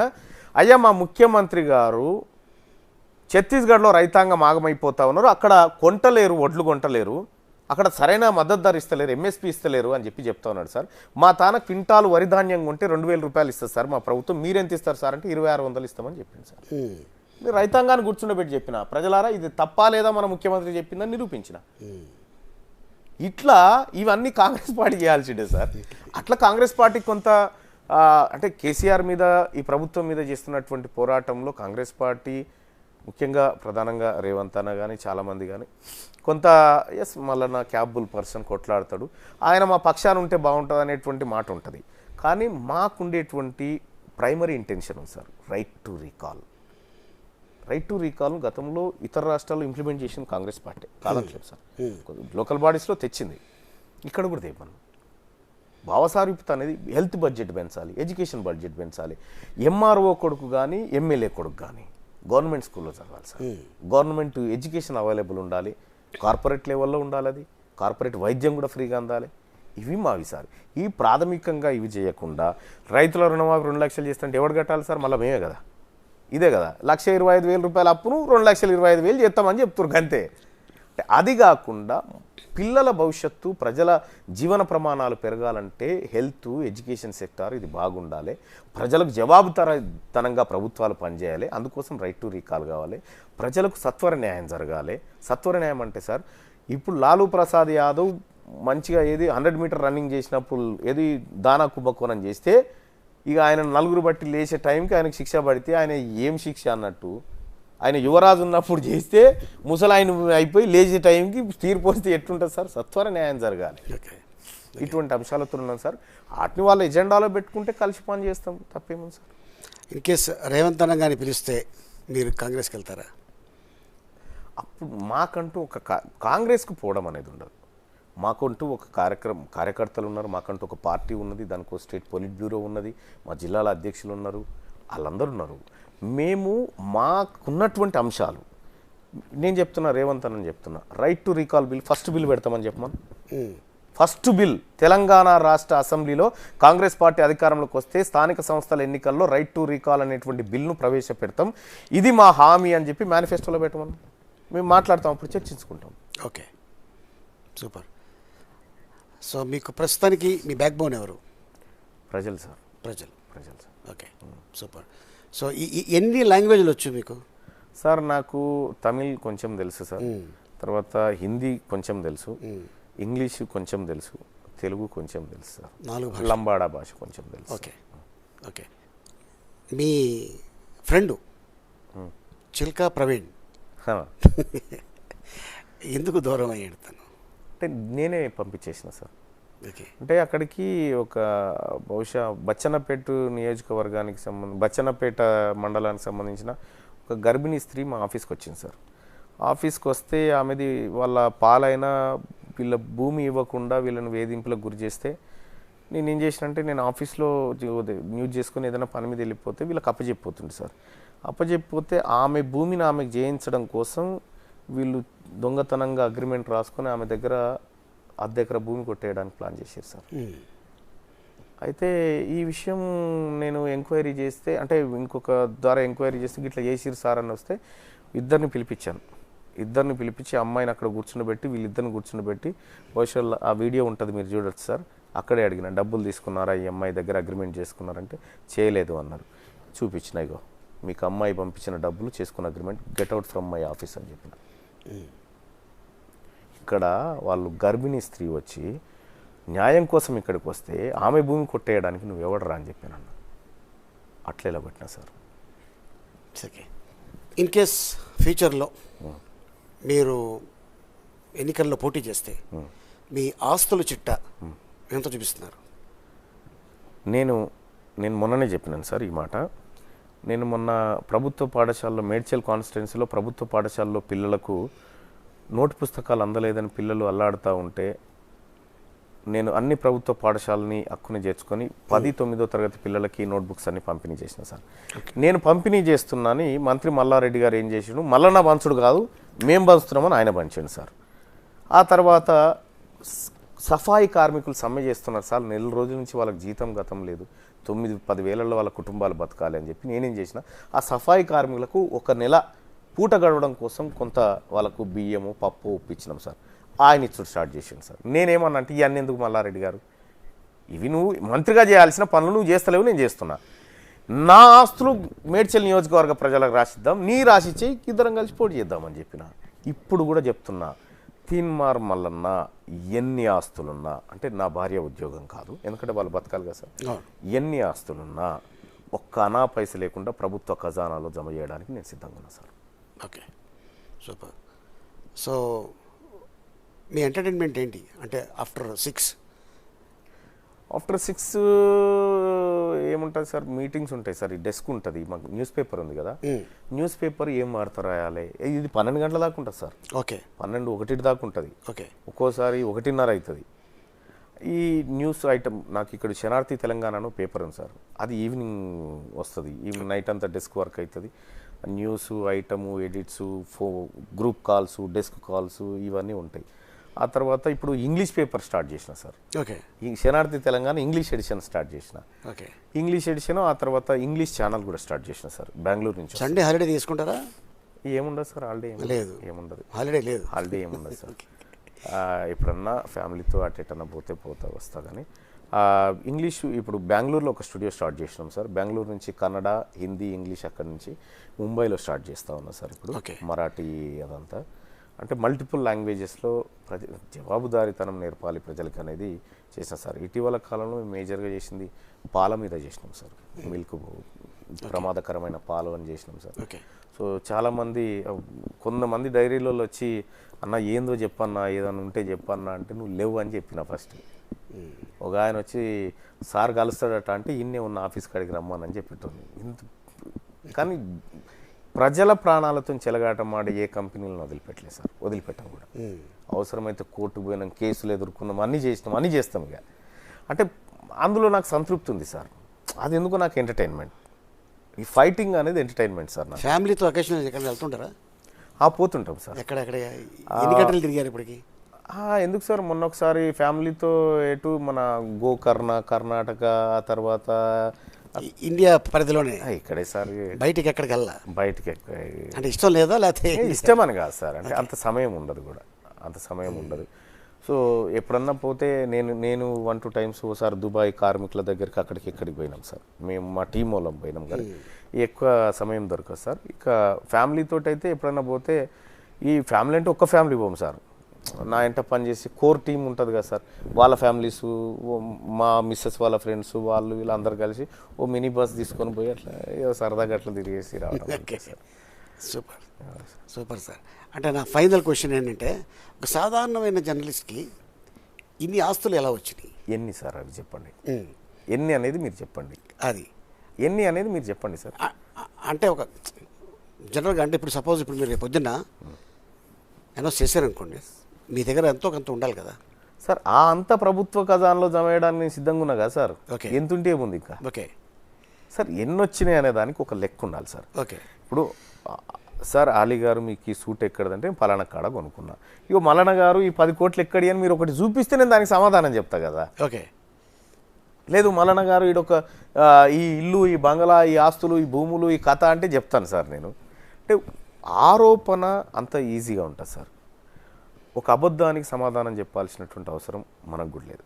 నిజంగా ఉంది, ఇదిగో మల్లన్న గారు, ఇగో ఇది డాక్యుమెంట్, ఇది సర్వే నెంబర్, ఇగో ఇక్కడ నీకున్నటువంటి ఆస్తి, ఇది ఎట్లా వచ్చింది అన్నప్పుడు ఎగ్జాక్ట్గా నేను సమాధానం చెప్తాను సార్. ఆరోపణలకు సమాధానం చెప్పుకోవాల్సిన అవసరం నాకు లేదు. ఇట్లా చాలామంది చేస్తూ ఉంటారు సార్. So super. సో ఈరోజు నా విధంగా చాలాసేపు మనం మాట్లాడుకున్నాం. Thank you so much. ఏదైతే మీరు అనుకుంటున్నారో మీ కళలు నెరవేరాలని నేను కోరుకుంటున్నాను sir. All the best. Thank you sir. Thank you so much. Right sir. నమస్తే.